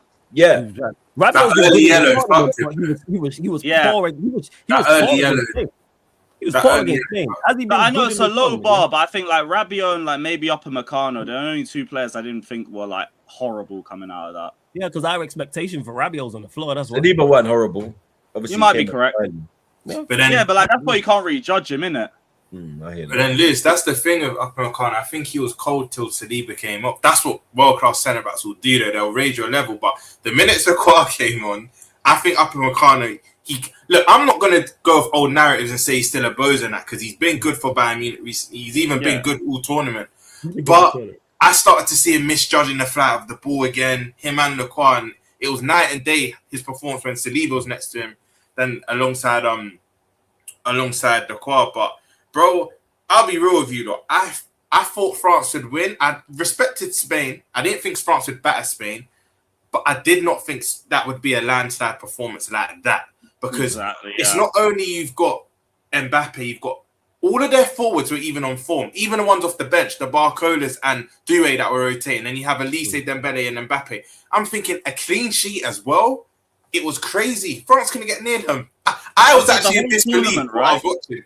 I said the whole tournament, it was like, I don't expect all of them forwards to have an off day at the same time. And then they all just went and had an off day at the exact same time. And Spain also defended well, but these men had chances. They built up play relatively well in phase of the game. and everybody was just horrible in the final third. Like Dembele, that's a sort of performance that takes you away from number one in the Ballon d'Or talent. That was horrible. Yeah. Mbappe had a few chances wide. Barcola, I thought his separation was very good in that game, but everything he tried to shoot at was wide. Elise, invisible. And then the midfield set up from the manager just fucked them on transition even more. Because Spain could just keep the ball and just keep trying to find holes in the midfield, and that's how they kept getting the ball forward. And you know what as well, yeah? I know Rodri was probably best player on the pitch, and he's going to get the plaudits deservedly so. But you see Fabian Ruiz, I think he's such an unsung hero, bro, because me personally, he was my man in the match because especially that first half, everything was going through him. And we're speaking about a player now that's got, obviously, League A as expected, but the Champions League and now potentially a World Cup as well. And I'm an admirer of Pedri, but levels have gone up since Pedri's been dropped. Not just this game. Pedri got dropped for their game again. What was the last game? The quarterfinal. Belgium. Yeah, dropped it for the quarterfinal. And I rate Pedri, but levels went up. Levels have gone up, bro. So Fabian Ruiz, I think, was class. Danny Olmo, well, I heard Mont speaking last week. Him on the half turn, there's not much better players in world football. Like, he can get on the half turn in literally a phone box. Like, anywhere in the pitch, tightest areas, he'll get on the ball. I don't even think Yamal was amazing, but he did what he had to do. He got impact in the 2 goals. Literally. And the thing is, even though like he didn't get GA or anything, what he does so well is 2 or 3 men will double up on him, and he's creating space for others. Like, this is what people don't realize about Yamal. He didn't have the greatest game, but he's just creating space for players that are going to utilize that space to the highest potential in your Ruizes, in your Olmos, in your Rodris. But I was in disbelief of what I was watching. I did not think they would dominate France like that at all. It was crazy. It was crazy. And even Kabasi splitting lines like there's no tomorrow, bro. He is. I knew he was good, but I didn't think he was that good because I only watched Barca in the Champions League. I'm not going to act like I watch Barca week in, week out, but the way he just splits lines, he's always finding Rodri and whatnot. Yeah, man, Spain thoroughly deserved that, and it could have been more. That's the maddest thing. It actually could have been more. They was dominant. They was dominant. Rodri showed he's the best in the world, innit? In the midfield. Yeah. He did. But like Rums was saying as well, I'm not going to overlook what Ruiz did either. I think he's been a quality midfielder. Almost on the half turn as well. It's crazy. Crazy, bro. Crazy. Because even at PSG, obviously you got Vitinha and João Neves, but I think Ruiz has just as much impact as those two as well. Like he's kind of fell out of favor. He's beefing Enrique at the moment. He's beefing Enrique, but you still see his quality. Mm-hmm. Still see his quality. Like I think he's ridiculous. But yeah, props to Spain, man. He's been doing this because I remember you don't probably remember Napoli battered us one year in the group stages, Kvaratskhelia and that they beat us 4-1. And I think even in that game, I think he actually come on as a sub, but that game as well, he was just bossing us. He was bossing. Every time we played Napoli, the attackers would always get the plaudits snap, but Ruiz was always the one causing us problems as well. I think even Pep was looking at him. I think him and Jorginho was on his short list before I think he brought in Rodri as well. But Ruiz has been cold, but like you said, Troops, where he's been in and out of the team, we've not seen as much of him. I think even before he was beefing Enrique, he had a little injury as well that kept him out for a bit. But yeah, man, Ruiz he's cold. He's actually cold. Yeah, he's a top player, man. He's a top player, blood. I was just so surprised with how bad France were, like, and how much they dropped when Saliba went off. You get Saliba's quality. That's why you gonna miss a player like that. Saliba's quality. You're gonna miss a player like that. Like he's been playing with a fucking fractured back, bro. Yeah. And him. You get me? And him and Upamecano is a good partnership as well. Like I think they're good foils for each other. I think they only conceded 3 goals. Yeah, something like that. So yeah, you are, and I rate Lacroix, but he's not Saliba level. And you did see the difference, but you have to give credit to Spain from a defensive. I will say I don't think Lacroix was terrible though. No, I think he was terrible. My biggest problem was more the forward line than the back line because the forward line just put everything off target. For me, the midfield as well, like the way that Spain were just playing through them. There was times when I was like, where is the French midfield? I agree, but I look more to the fucking manager for that because I think the structure was just poor. I think France are just. This is going to sound mad. They look like a 2-man midfield, and if you're going to do that against Spain, suicide. This is going to sound mad. I think France are overrated. Like, go into that. The carry drop from the attackers. Yeah, I literally think One of my boys said that as well. Because when you look, yeah, apart from they ain't got like Mygon, I don't really rate him like that. Yeah, they don't have good fullbacks. Yeah, the fullbacks are shocking, bro. They got fucking Luca Dean, yeah, and then they got either Theo Hernandez, who's not like how he was, right back, who's the flipping Kunde or Gusto. Allow it, blood. You get me? The midfield, I don't really rate the midfield too tough. You get me? I think But again, like Rabiot, he does a job for them, but you get me. Tchouameni's not like that goal scoring midfielder. Like he's not. Yeah, he's not up control. Like he's more defensively sound. But like we talk about with England, we don't really talk about with other nations. There's players who missed out. Zaire Emery was on the bench. Camavinga didn't go. These are players who can help you in those scenarios in regards to keeping the ball. I rate Zaire Emery highly. I think he's a very, very good player.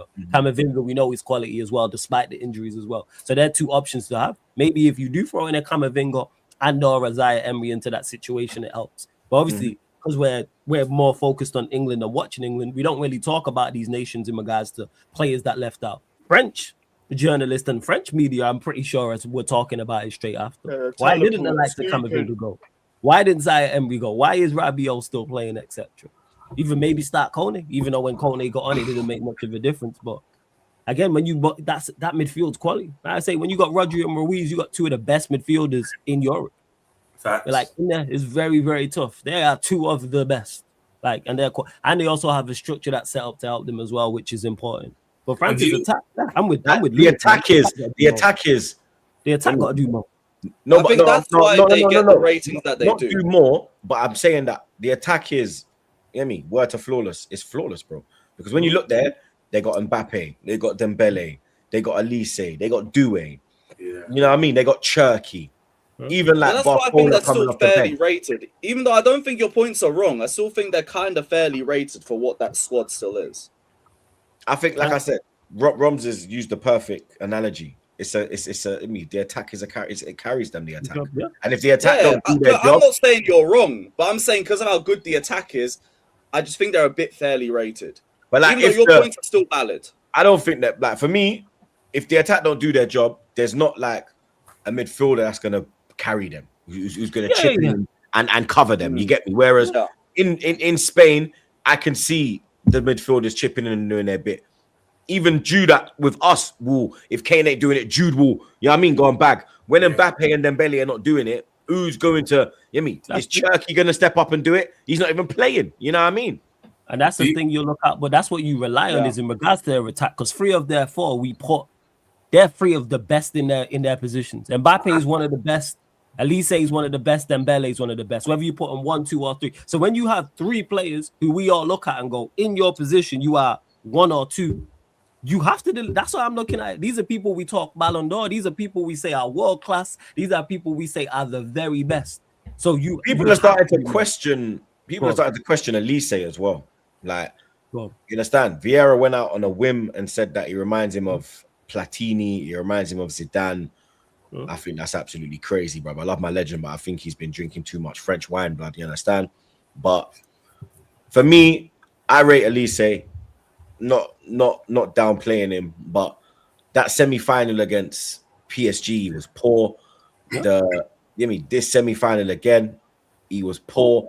You understand? Giving the ball away from early. You know what I mean? I think he needs to maybe just reel himself down. You know what, Chooch, yeah? I want to shout out Touchline for this because Touchline, I did a show with him and he was like, Roms, I rate Elise a bit. In big games, he's a bit spooky. And I'm, without doing my research, I'm like, whatever, bro. Elise's bad in it. Then he gave me his Big 6 record even when he was at Palace. Obviously, respect his Palace, but he still had ballers around that, Zaha, Eze, and that. It's not like he was playing with scrubs. His big game record went all that. I think his most notable was the game against Utd Flawless, I think, when he got a brace that time. But other than that... Elise never used to do nothing against us. Even us, it was always like... It was always Eze. Or Saar, yeah. Like Eze would be, I understand, a point to prove Arsenal, It was always Ebbs. You know what I mean? That's why I always was like, get Ebbs. Go bring him home. He's going to put the shirt on and, you know what I mean, do what he's supposed to do. Elise kind of cooked Cucurella when we went to the Allianz, but he didn't even like beat him 1v1 all the time. It was just pinging him all over the areas behind him because he kept dragging Cucurella out of spaces. But I don't know, because he might have had a better performance if he was on the right-hand side, but they had Dembele on the right. And even Dembele, you don't really want to see him on the right, but he's playing there for Mbappe. But then, what Flores was saying, Lewis, earlier what we were saying with England, don't change what's not broken. That Elise, remember, he started on the left this tournament and he moved into the 10, and I think even in the group stage, he went to another level. So you're not really going to disrupt it. But I just think he had an off day, and I will speak about you speak about Ruiz and Rodri being two of the best Flores here. They even have a yards about joining the midfield to make it even more headache for France, because he rarely stays on the centre backs or whatnot. He's always tucking in because everyone's doing their job. I think everyone's doing their job defensively, but Mbappe ain't doing it for France, and that leaves a bit of a hole. And that's where the issue lies. Like I said, you can't have that much talent in that front four, in particular those three with Mbappe, Elise, and Dembele, and perform like that. Like, if France were going to win the tournament, it was going to be on those three. Yes, the midfield and defense are going to supplement that, absolutely. But we looked at France and went, your attack, and if they had a packed up Spain, we'd be here waxing lyrical about Mbappe and about Elise and about Dembele, like he was leading up to the game, because they perform well. So when you fall short, you have to receive that criticism. Like Elise, you mentioned there in big games. Same shit happens to Pedro. I've seen people question him. People in the chat are saying that obviously he done his thing in the Bernabeu. You get me? He did. You understand? That was both legs. Yeah, but you know what I mean? Real Madrid have not been really that Real Madrid in recent years, bro. You know what I mean? We went there and absolutely battered them. You understand? Saka absolutely ripped the shit out of them. You know what I mean? Rice, man of the match, home and away. You know what I mean? So they did just. I'm not really. Yeah, So I'm not really hearing that, because when I use that for Rice and Saka, it's just one no. So I'm not hearing it, bro. You know what I mean? Yes, he performed well there. Exactly, it's consistency, bro. It's about consistency. Saka turns up consistently in big moments. You get me? So was Rice for Arsenal. Whereas Elise, when you're looking for him, where him there? It's a valid point. It's the same with Kane. You know what I mean? We know, but Kane's been that way. Kane was like that at Spurs, but everyone just. Do you know what? Spurs. Back to what you were saying with the overrated France thing, Rock. I literally speaking to my boy about it this morning, Troops, and he said, bro, like, France are a bit overrated. I was like, I think again, maybe recency, but when you deep it, even the Morocco game, the Senegal game, and that, the Norway game, they weren't that clinical because they played their B team. I think there was no Odegaard, there was no Haaland. Norway just fielded a B team, right? But when I watched the Morocco game and the Senegal game, even Paraguay with flipping Enciso and Almiron and that, they just, like, their Achilles heel is their fullbacks, like you said. Like, Luka Dean and Koundé, there was a lot of these teams that were getting success, but they just didn't have the cutting edge. They didn't have that quality. Upamecano and Saliba's box defending was getting France out of a lot of problems. But this is why I'm saying that it is their attack kind of carrying them. I kind of hear that logic, because you can get at France. It's just all them other teams didn't have a quality till they bucked someone that had the quality, and then look what happened. Do you get it? So I actually hear it. I do hear it still. It's not a mad thing to say. I'm telling you. When did I say your mouth goes in big games? Please don't lie on my name, blood, because I will fry your Clark, blood. You get me? Ask Saeed what happens when people lie on my name. Roms knows, because Roms is in that show more time. She goes bad. So don't lie on my name, bro. You know what I mean? Don't do it, blood. There's your warning. Let me word to Jay Uso. There's your warning shot. You understand? Next one, you see what Jude did at full time? That'll be you. That'll be me to you, blood. You know what I'm saying? You know what I'm saying? Oh, you read that one. Oh, we done that. And we done that, innit? I was just checking. Yeah. All right. Transfer news. You lot ain't really got no news, blood. You understand? It's kind of us, blood. You get me? Arsenal have entered the chat. You understand? Obviously, we haven't announced Zolis, but you get me? Fabrizio gave it. Here we go. We all know. I said to everyone as well that the Zolis deal will happen as soon as the Trossard deal's done. You get me? Big up Leo. You understand? He's going to Besiktas. Big up my killer. You get me? He done a whole heap of madness while he was here, blood. You feel me? So big up. But yeah, the Zolis deal is done. Nice little 40 million euro, probably about 34 million pound. I'm happy with that, blood. You get me? Don't really know a lot about him, but people that know about him say that he's a good signing, and the guy that picked him out for us, obviously he's just joined Berta's team. He was with Berta at Atletico. No, he was with Berta at they were with Berta. He was at Napoli, sorry. And when he was at Napoli, he was the one that scouted Osimhen and Kvaratskhelia. So, you know what I mean? He picked out this kid. So, you know what I mean? I'm hoping that it turns out to be a Kvaratskhelia situation. But looks like we're going to start bidding for Morgan Rogers. Looks like that's going to start happening as well. The Julian... though. Yeah, but we won't pay that, though. We'll get him down. You get me? West Ham were asking for like 150 or something for Rice, and we got it down to like 110. You get me? Even Gyökeres, they wanted like 70 million, and we got it down to like 50 something, like 60 million. What figure around do you reckon you'll get it down to? I think we'll get it to like 100 million, 105 million. I think we'll get it down to like that region. You still have to pay a lot, but I think we'll get it down to maybe that region. Barcola looks like that's dying. I'm very happy about that. I don't want no SDS member on my left-hand side. Big up Fuad and them thing there. But I don't need them man, they're kicking ball for me on the wing. You understand? Stick to podcasting, stick to what you're good at. You feel me? The Julian Alvarez situation. Last night, obviously, we got a little update where they were saying that he's on the radar.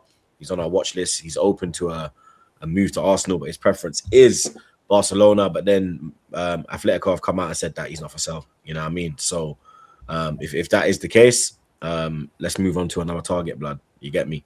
Let's get this Rogers deal done.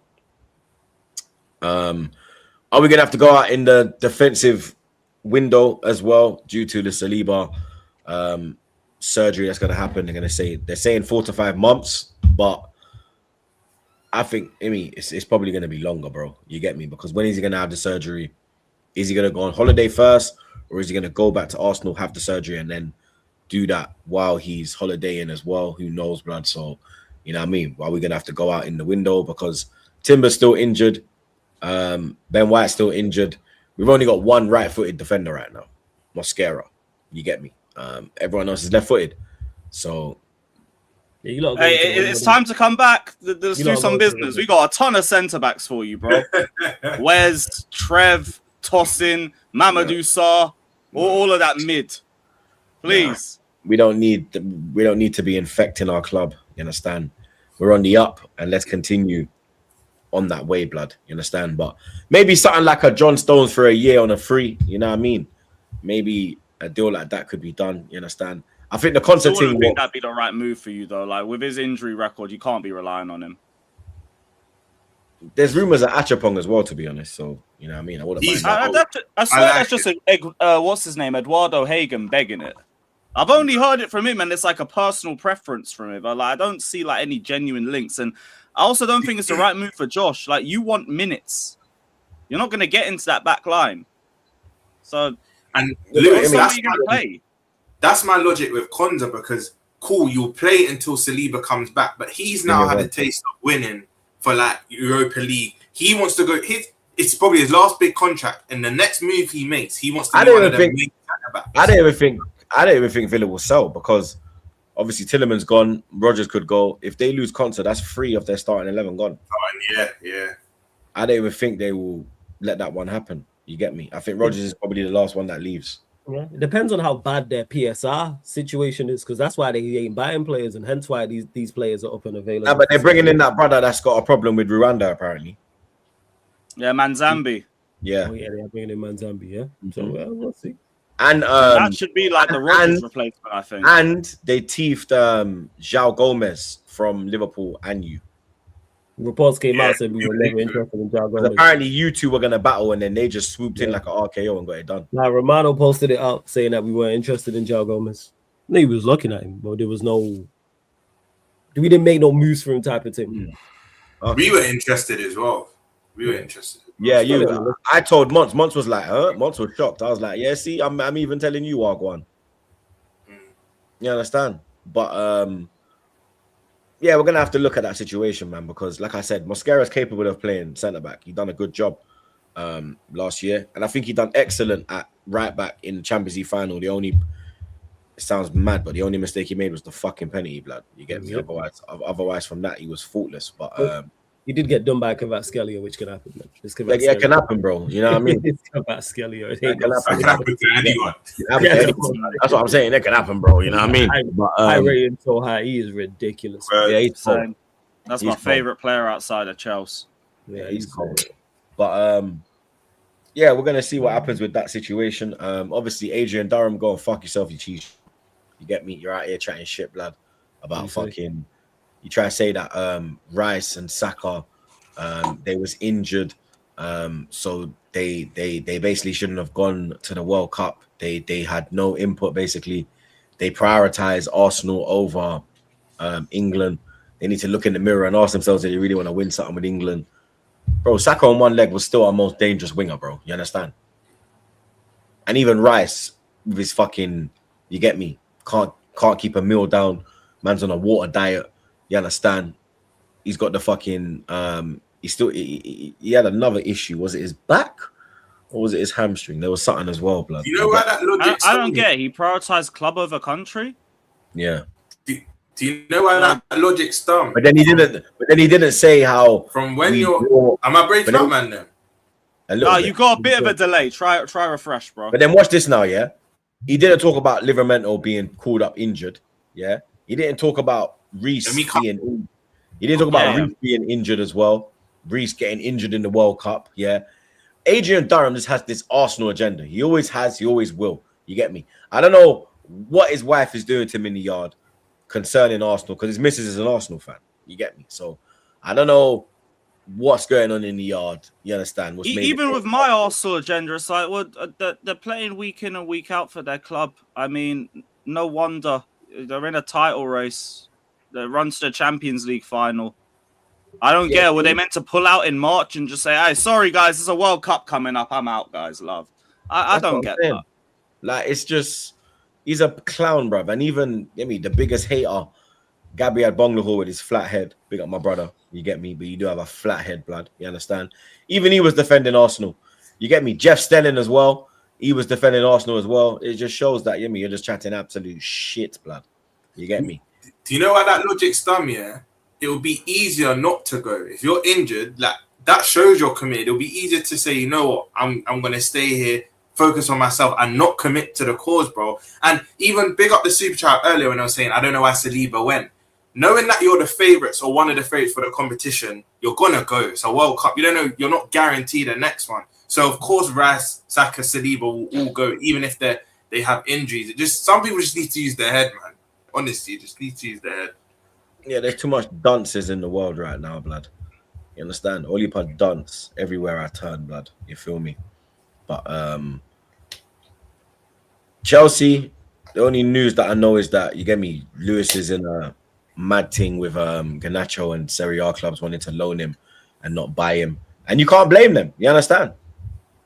I can't because I expect that from Serie A clubs. That's why I hate negotiating with them. They're always just going to lowball you, regardless of who the player is, regardless of how good or shit they are. But I guess we're still in talks, so there's no real progression on it. I hope we can get an obligation to buy and not like an obligation after a certain number of appearances because they'll do the Harvey Elliott and Villa thing. And yeah, leave my club. Only other news that we got this week was that Pep Chavaria, the left wing back we were meant to get from Vallecano, now his price tag's now doubled to 42 million. Move on. This brother's not even meant to be starting over Jarrell Hatto. Move on. Like, we are not doing a summer transfer saga over Pep Chavaria, a guy that no one knew the name of 3 months ago. I'm sorry. He ain't even starting for us. Move on to the next one. Just go get me some rapid left wing back with a bit of physicality in his game. Calm. Love. But yeah, not really much but that. Enzo Fernandez is a bit of interest from Atletico Madrid. It's only a little bit of interest. No progression on that. And yeah, if Argentina win the World Cup, to be honest, we're raising his price tag by another 30 million. Because now you've won the World Cup 3 times in a row. So sorry, Now it's 150 million for you. That was cheeky. That's a 3 times. I was thinking, what? He would have won it 3 times in a row. I'm sorry. Facts are facts. He's a donut, blood. This Lewis guy, bro. This is what I have to deal with 2 times a week, bro. You get me? That one, it nearly went over my head, you know. If he wins a World Cup again, it's 150 million minimum. With the way the midfield market is. I got the same with McAllister. I know he's a bit older, but there's talks he wants to leave in that. But if they win that World Cup, value's going up. Price in the bag's going up. I hear He's only got a year left, but still. That's the only thing. Yeah, that kind of hinders it still. We got Enzo for 6 years, so the leverage is all with us. You want a pay rise? Tough shit, mate. You signed the contract. Don't complain now, mate. But that's everything on the Chelsea front. This is the most boring summer transfer window I've ever sat through in my life. I hate it. Roms, what's going on with you lot and Barcola? Apparently you lot are leading the race for the signature of Fuad. I don't know why you man are signing a podcaster. Each to their own. You get me? Each to their own. But Szoboszlai signed a new contract. Yeah, that's big news, and for me, reason why that's big news because I think his dad come out and said, "Oh, Real Madrid, he always wants to play for Madrid," and that you don't know what going with us the last 3-4 years. Players going there on a free. Even if we was to sell him now in a season or 2, we'll get big bread for him. Premier League winner, player of the season last season. That we'll get good bread for him. But I think he genuinely does want to stay. Like, he says to stay, obviously, sign that deal. But the Barcola thing, Troops, I'm like you. I do not rate him. I never have. I don't think I ever will. Because 80% of the teams we play, they ain't going to be spacing behind. For me, he needs to operate in space. The games he has a better games in, I think, will be against you lot. The bigger games where there'll be spacing behind, that we won't have teams that are scared to park the bus. And again, the same logic I had for Diamande. For that money, and I know it's an inflated market, I get that, but for me, it's just a place where I just don't rate the player. And a lot of people saying you can't just have Rio and Munoz there, but you already saw Company and some of Bayern Munich were speaking to Rio's camp and whatnot. If he don't get guaranteed a certain amount of minutes next season, he will cut. And I genuinely believe, call this mad, the chat can call me mad for this, I genuinely believe Rio's better than Barcola. It might not be popular now, but I think he's the better player. So Barcola is literally a French Madueke, bro. That's what I used to call him as well, bro. I don't want him, but again, he can cook a man, yeah, but then his decision making and end product is fucking piss poor. Like, you see when he went through in that game and he banged it when he came on for France in the World Cup. Yeah. I wasn't confident he was going to score. I was thinking he's gonna fluff his lines, but he took it very well. You understand? But he's just so inconsistent, bro. Sometimes maybe good, sometimes maybe shit. Yeah, even his goal against Chelsea when they beat Chelsea 5-2, that was a good goal. And that was his first goal in a year of Champions League football, bro. See, I didn't even know that. And everyone keeps saying, yeah, Champions League 2 times winner. Let's be honest, that's Doué, Kvaratskhelia, and Dembele mainly, bro. He literally was part of the main 11, and you got kick out for Doué, and then now they've gone. Bro. Now they've gone to another level. And then even France. He was rotation with Doué. Some games Doué would start, some games Barcola would start. Me personally, we need a right wing. A right wing I'm not abandoning, but if we was to go into the season with Rio as the main starter, Munoz is versatile, can play either side. I don't know much of him, but shameless. If Spain win the World Cup, we got a World Cup winner coming back to get. And then Gakpo's going to stay. Look, I've got my reservation on him, but he's going to stay. Them 3 on the left, and then right wing we have to go out for. And I've wanted Ryan. Now, speaking about a player we're linked with, talks are heating up. But apparently, we want to get Ryan before his release clause in the summer. I think it's 130 million for his release clause. Again, I think we can get that fee down personally. But I wanted Ryan. When we were linked with the man, I said, why are we not going for Ryan? And even Mbaye from PSG now had a good World Cup for Senegal, quite talented. Yeah, he's the one that ain't he the one that come off the bench in last year's Champions League final and scored the one against Inter. Bad boy goal, and he even scored the consolation against France. I think in the group stage, he looks good. I'd rather him than splashing 9 figures on a Diamande or Barcola and that. But I think Mbaye or Ryan for the right wing and left wing, I'll take a gamble. I know we need to still go for the league and that, but I think Rio, Munoz, and Gakpo is 3 left wing options, and Munoz can play either side as well. Other than that, Wharton links have kind of resurfaced again. Chelsea are linked with him as well. I personally don't think we get that one done, but the one I would want is Manu Kone for 45 minutes. Oh no, that was Malulu. Sorry. Oh, sorry, Malulu. I thought it was Mbaye as well. Yeah, so did I, because the names are similar. Yeah, they're very similar, but I know we got the consolation against France though the other day, and that was a good goal. The other day, but do you want me to be honest though, you lot? The winger market's dead either side. I don't really rate a lot of these wingers. I really don't rate a lot of these wingers. Every club fucked up not getting Kvaratskhelia. Facts. Because he was available for the low, and only PSG went in and done it. Yeah. And the thing is, I genuinely think you would have picked a Premier League move over PSG if any of us were serious. He's from Georgia, so there's that little English, you know what I mean? Yeah. In their blood. So he could have, he would have turned quick, bro. Yeah. He probably thought PSG was his only way of getting out of Napoli because there was no offers.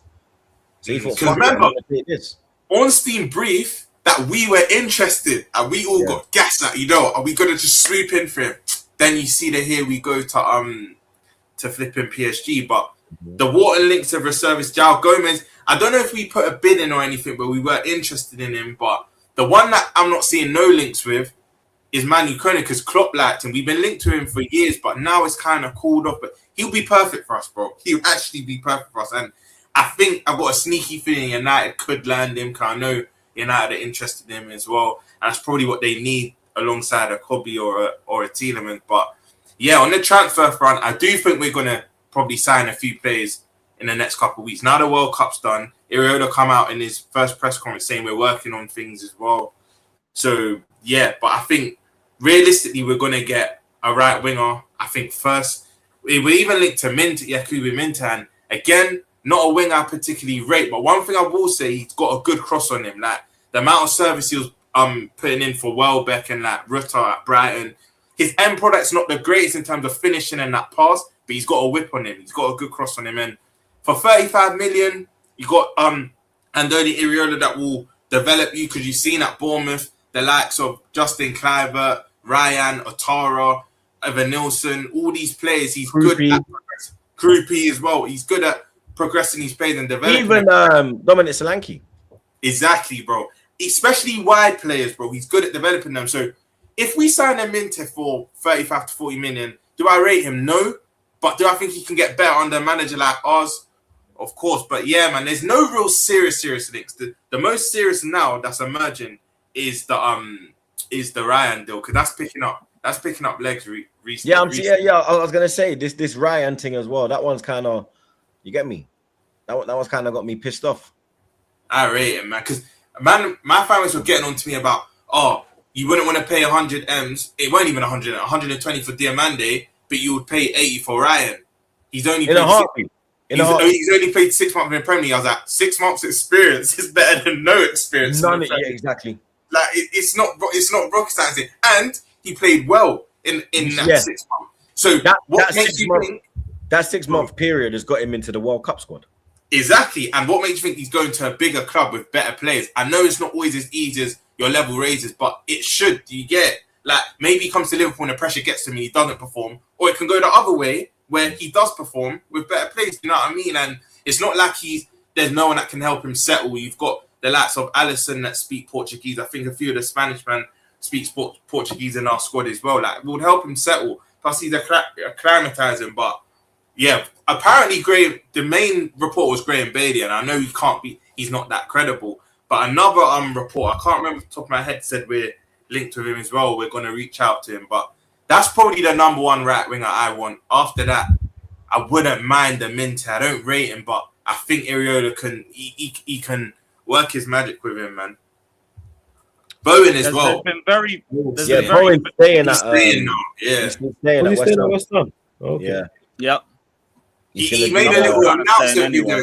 He made an announcement video, but we're not dumb. It's because bro, his missus wants to stay in It's London. Danny Danny Guy- Guy got him in the headlock. It's his father-in-law, blood. Yeah, Yeah, you yeah. fucking listen here, son. If you want to ever fucking come down here for pie and mash, you better get us fucking promoted first. Yeah. You know what I mean?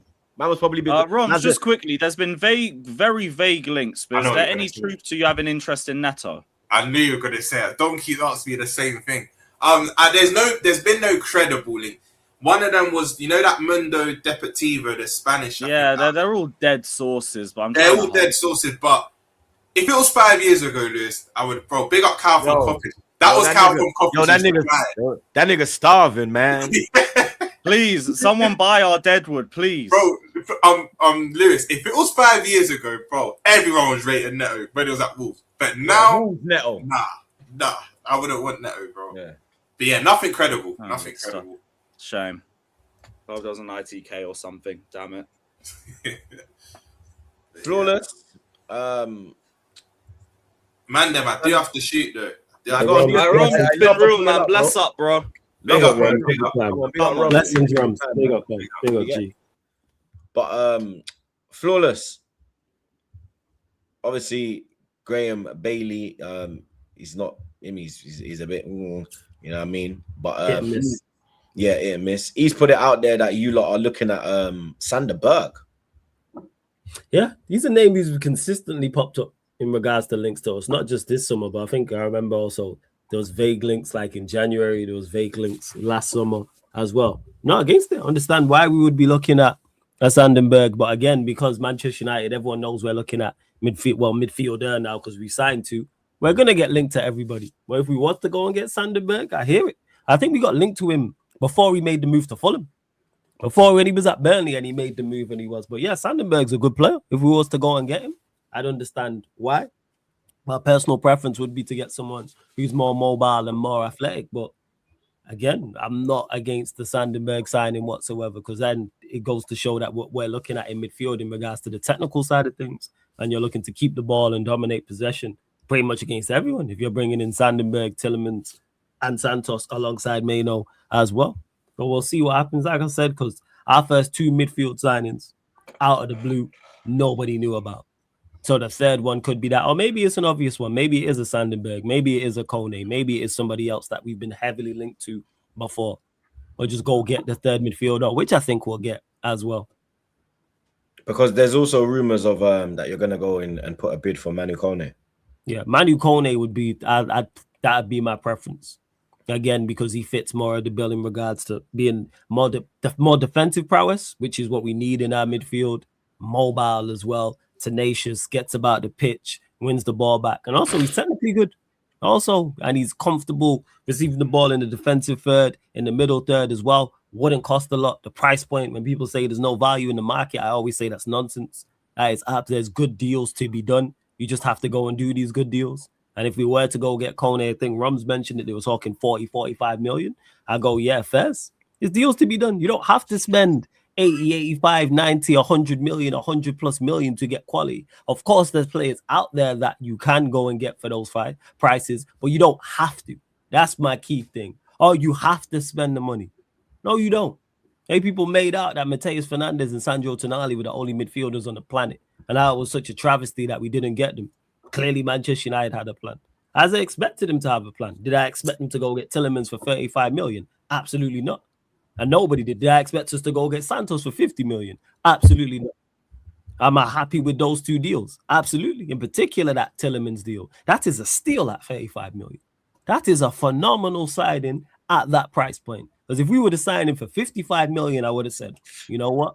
Fairs. So yeah, if you go get a Manu Kone, I think he fits the bill. I think you get the best out of a Meno and the best out of the Tielemans playing alongside a Manu Kone. And they don't have to be in. We've also been linked to Baliba. Someone of that profile is my preference. We'll just go get the quality. And again, right price point, which seems to be the way United are approaching business and approaching the market. We still need more. Looks like Rashford's not going anywhere. He's not going to Turkey. He's making his way back to Manchester. Are you feeling about that one, blood?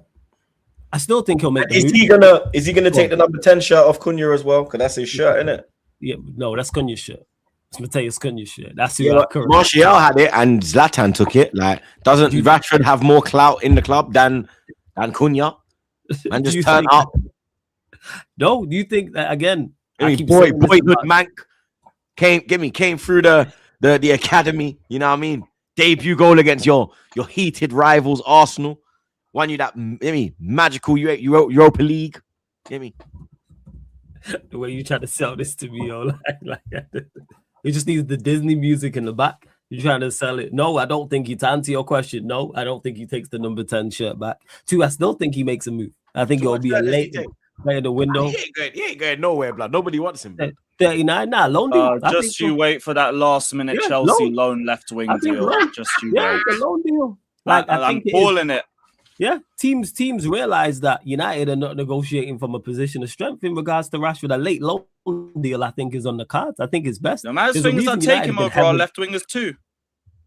I'll get that. Yeah, he'd be your best left winger. I hear that. That makes Yeah. sense. And obviously, the wages is a problem, number one. But number two, all the talk is Manchester United interested in getting a left winger. Or you think we're keeping Rashford? The plan is to still move on Rashford. Look at this comment. Yeah, you are an elite seller. That's why I said all it was missing was the Disney, the Disney music that they have in the back. Like you can't sell Allegedly, me yeah. That comment, allegedly, yeah. Yeah, you can't sell me on this, but yeah, I think it's best for all parties involved for Rashford to move on. I've been saying this, but right, if let's say argument say I don't Rashford think he's stays, finished. all right, Yeah? cool. I think he's finished in the Prem. I think abroad he could do something.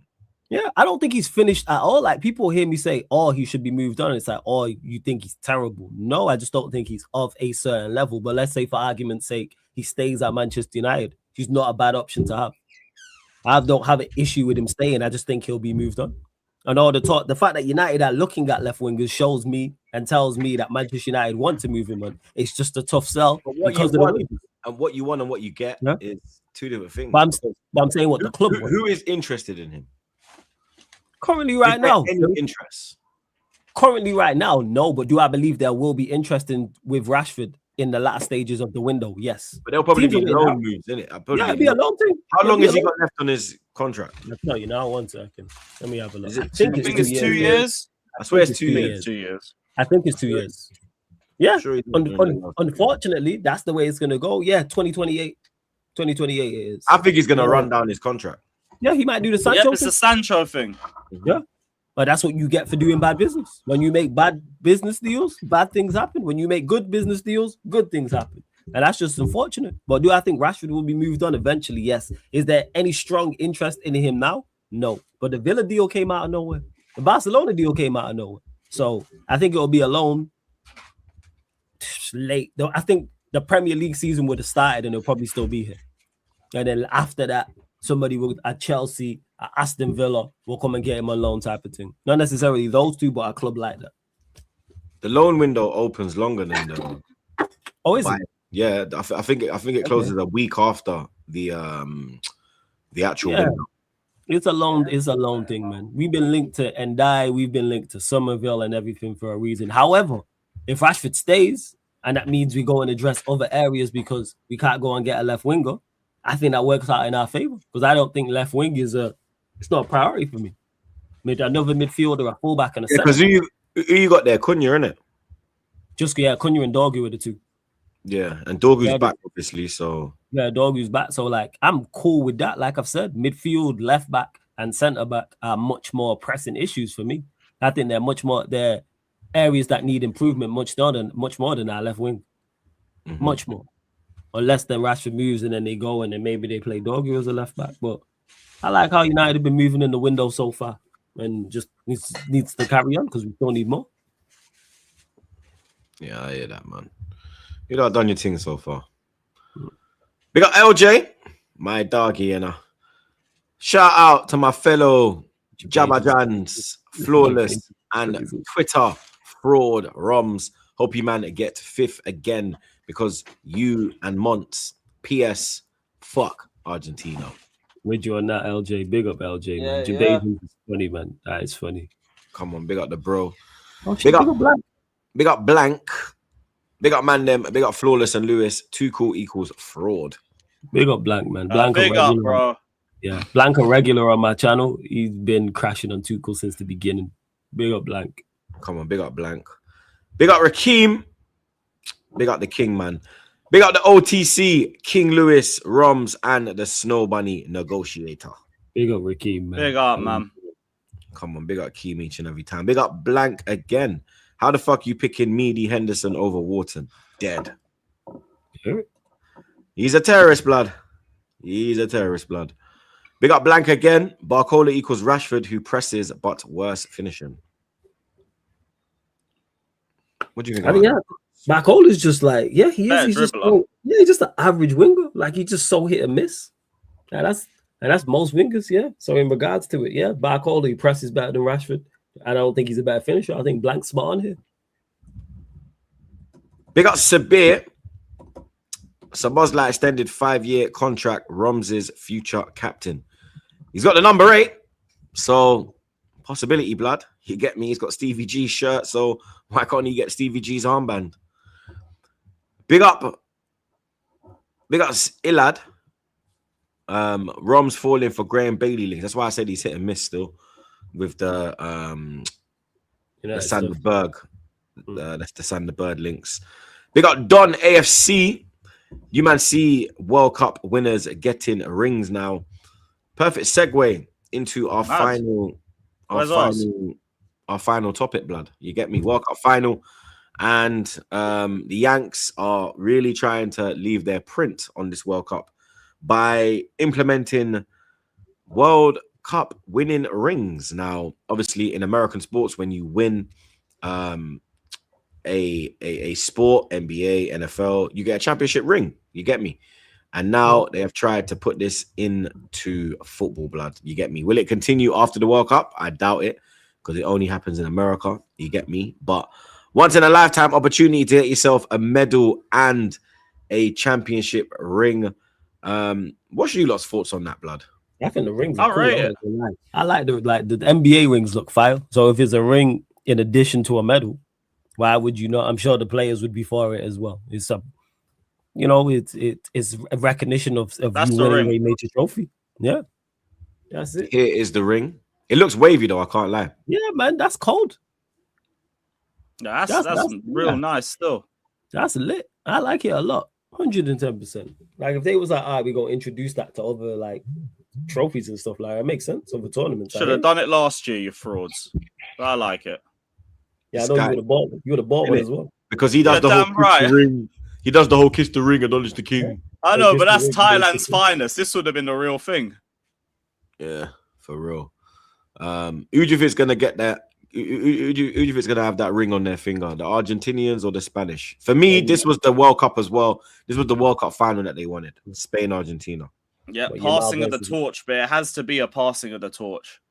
Like Spain got to win this one. Argentina can't judge their way through this whole tournament, even though they absolutely can. I can't envision it. Because I think they've won their last 3 tournaments because they got 2. They've won Copa, defended it, and they won the World Cup. Yeah, but I think they're just going to be smarter technically. They're like, I don't think they're going to pussy out like how we did. And yeah, like, I just think Spain are going to be more successful where we failed. I also think this is the first time that it's the Euro winners against the Copa winners in the final. That's fire. That is fire. Yeah. That's a because that was meant to be the finalissima a year or 2 ago. That got cancelled. Yeah, because that was going to be. I think that was going to be in Dubai or something, or Qatar. Yeah, I don't remember. Or even Saudi, or maybe Saudi. But I think it was in that side of the world. Yeah, because I think there was war going on around there, and that's why it got cancelled. That was it. Yeah, exactly. What are we saying for this one? Is Messi getting 2 in a row? Is Jamal getting his first World Cup, blood? You get me? Yeah, Jamal going Euros World Cup, man. Yeah, you do. You know Jamal, if he gets the World Cup, the only thing he needs now is Champions League, because he's got La Liga, he's got a couple La Ligas, he's got Copa del Rey, he's won the Euros already. Yeah. All he needs is if he win a blood. This guy is 17 or 18. Yeah, like do your thing. I think he's 18, 19, like 110%. Go and do it. Like Argentina, even though England should be here, like I'm just pissed about that. Go do the business, man. Go do the business. Like, I'm with Lewis. Can't let Argentina win it, man. Them lot I winning could have back. accepted a final loss and just been like, cool, Spain and France are just both bad. And I was, it will hurt, but I'll get over it. Fucking Argentina. Just be, you know what it is, Lewis? Just for the, do you know what? For one time, just for the occasion. Just being in the World Cup final, I think the previews would have been lit. You know what I'm saying? Yes. I think the games even the whole just days leading up. Today would be a Like, madness. Tomorrow would be a madness. That's it. And Like, you've seen how it's been just with like just regular games, the semi-finals, bro. So you imagine, like, oh my, yo, would have been lit. Just the Mexico game was fun. I remember the Croatia game. Even that hit, that was the opening. Mexico No, like, look, I'll even go further back. Champions League final night. I don't think I've ever seen so many red shirts. Yeah, it was driving me it was driving me mad. I was the only one out there in my little PSG final show. Like, fuck all of you lot. But that sort of have been in England times 50. That shit would have been lit, like so fire. Like then the build up and then the game, and then obviously you're not favorites for it, but you never know what can happen. And we got sold. But yeah, in regards to it, come on, Spain, Yamal, your time. Spain do have the team to beat them. I think it will be a close game, very close game. Extra time would not surprise me either as well. I can see these two teams cancelling each other out. I'm leaning towards Spain. Does this determine the Ballon d'Or winner? Absolutely. If Argentina win it, they're giving it to Messi again. Yeah. And if Spain win it, Yamal won a World Cup, won a La Liga, yeah, they'll probably give it to Yamal because then that's like the crown. That'll be like like Lewis said, the passing of the torch. That's his crowning. Like, oh, you just beat Messi in the final. So what is it? So what are we saying? That Yamal is the next bearer of the torch, not Mbappe? Yeah, because Mbappe didn't win. So Mbappe has missed the boat. Yeah, but you can get back on it. You know what I'm saying? But you got Champions Leagues, you got La Liga. Because Yamal always be kicking your teeth in. But how can Yamal? This is my thing. How can Yamal potentially be a Ballon d'Or winner before Mbappe? Like Dembele. Like, look at the man. Like, everyone said, when Ronaldo and Messi stop or slow down, it's going to be Mbappe's world, yeah? And since then, you've seen Modric win one. You've seen Dembele win one. You've seen Rodri win one. Now, there could be Messi again or Yamal. That's 4. Is he ever going to get his hands on the Ballon d'Or? Because if Yamal gets it, I think Yamal goes like he goes into Pluto. Fight back. Because you man are in the same league. And every time you lot, I've seen the record, every time you lot face each other, he wins. Fight back. And you know me, I'm a big fan of Mbappe. We spoke about this on this very show. Fight back, win. If Yamal goes and wins this World Cup, you know what you need to do? Go win La Liga and Champions League. Exactly. That's what you're at Madrid. And like, it sounds crazy to ask that. Yeah, you're Mbappe in Madrid. No, just to add to it, you're Mbappe in Madrid. It's possible. Yeah. You are literally in the same league as him. Go fight back. You know that I'm a big Mbappe supporter, but I don't think he can fight back, blood. Yo, my stocks is still there. I can't. You can because you have the ability to. You've got shit. You know what? Start pressing a little bit. You know. You got Champions Leagues. You got La Liga, and you got the next Euros as well. So you have ample. There's not like you don't have opportunity to do so. If he wins the Champions League and La Liga, everybody shuts up. Because you probably win. Let's say, for argument's sake, Madrid win the Champions League and La Liga. He wins the Ballon d'Or. And also for him, like, take away all of the little criticisms that you have. Everyone says that in the big games, you are exposed because the team can play around you because you don't press. Start pressing. Yeah, Start pressing. No, you got, but that's just the little things. Because when you start going to like what gets you to a Ballon d'Or, everyone's at the elite level. So it comes down to the minute differences. You not pressing is one of them minute differences. Start pressing. Start being a team player. Because Dembele, we ain't got to have this debate. I was going to say, look at the clip of Dembele in the final. Look at the clip of Dembele in the final when he's 5-0 up and he's there like... He's just there like looking at him like he's on something. You got to get on demon time. You got to get on demon time. Because Yamal just keeps rolling you over. Every time. La Ligas... Obviously, ain't won the Champions League, but every time you lot face this is a perfect analogy.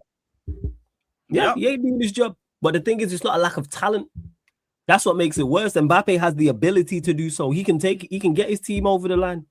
But we just failed to see you do it. Ain't Yamal beat him like, is it like the last 9 times or something like that? I think it's like 9 games or something crazy.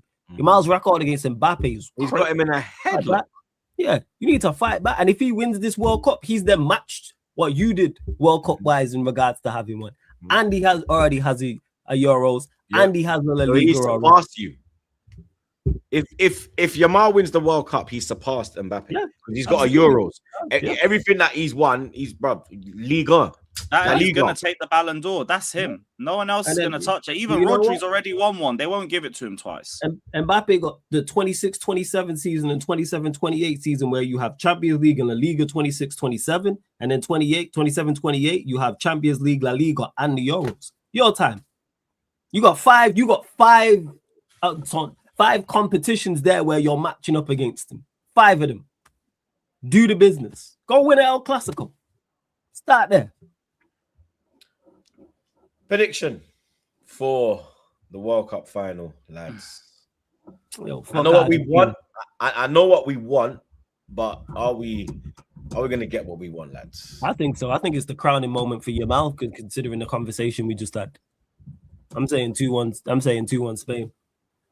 What in 90 or Extra time. Nah, scratch that 90. Yeah, in 90. Yamal masterclass.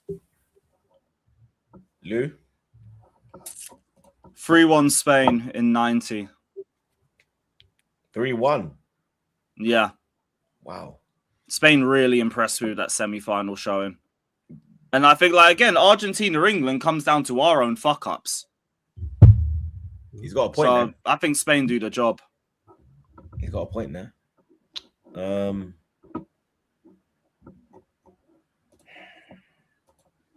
3-1 Spain after extra time. There you go. Is what I'm gonna go with. Big up Don AFC. Have a good 8 games and win a Ballon d'Or. Crazy. Well, you know what? R9 did it in 2002. He was out for 18 months with that horrible, horrific injury. He came back in the 2002 World Cup, won the Golden Boot as well, scored 2 in the final. After all that Henry did for that season, yeah, man said, fuck that. 8 games, Ballon d'Or. You know what I mean? Yeah, bro, it's World Cup season. It's always going to be 8 games and win it. Well, I said this going into the tournament. The Ballon d'Or is straight up for grabs. It's all on this tournament. Whoever wins it is going to define who wins the Ballon d'Or. I bet whoever wins out of Argentina, Spain, it will be Yamal or it will be Messi. Yeah, right. That's what it is. We know that the Ballon d'Or is not a fair.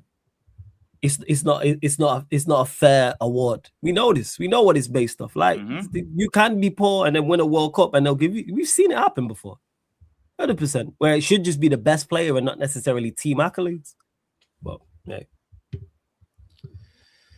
The world we live in, lads. Big up my dog, Sai. Big up the bro each and every time, man. Tuchel's a fraud, but don't let flawless get. Don't let go. Yeah. Don't let flawless get away with this. This guy ran the gimmick from UK to USA.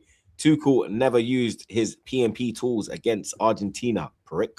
That's what makes it worse, man. Like that he never even attempted to use it and just to see what happens. And yeah, man, I'm gonna run the gimmick back. I keep been saying, man, when I've been saying it's coming home, I was just 2 years early. Euro 2028, we running this shit back, man. Mad fun. Oh, this tournament's been a blast. We got Sai again. Because of dickhead Tuchel, I missed Argentina versus France, 3rd place match. Messi versus Mbappe, Golden Boot race. I just don't want to see Argentina win. Yeah, that would have been dark, yo. Messi versus Oh shit, yeah. Mbappe and Kane both going to start because their goals still count.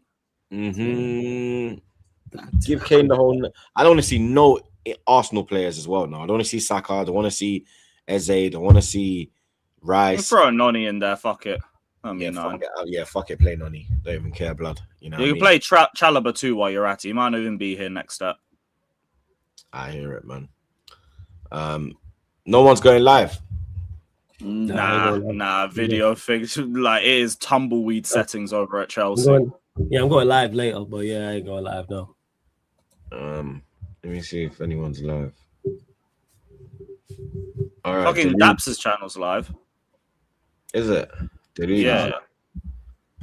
All right, we're gonna go deluded. All right, deluded is live with Matisse. Oh jeez. Is he actually live though, or is it an upload? Nah, it's a premiere. I think it's a premiere. Yeah. What's Daps' channel? We are the South Stand. I'll it's put the the link South in Stand the chat thing. now. Yeah. Yeah, I know that one. I follow it, so why ain't it coming up? Just refresh. Sometimes it does it for me. Yeah, you know how YouTube Studio be. Links in the private anyway. Is it one word? Nah. Or is it like we are the South Stand? Yeah. All spaces. Yep, got it. So we're gonna redirect to Daps. You get me? Hopefully he stays live for a little bit longer. You know what I mean? Because he's been live for an hour. So hopefully he, you get me, continues the live. But another good show, blood. You understand? Big up the man them each and every time, blood. Make sure you subscribe to the gang. Link in the description, as it always is, blood. Big up the chat. Big up the mods them. Big up the super chatters. No watch along for the England game and no watch along for the World Cup, blood. You get me? So you lot, unless there's some Arsenal news, you get me, I'm going to be enjoying my weekend, blood. And I suggest you lot should as well, blood. You get me? Big up the man them. One last time. Enjoy your weekend and let Daps know who sent you over, blood. Yes. Yo, big up. Tuchel out. Hammer him out.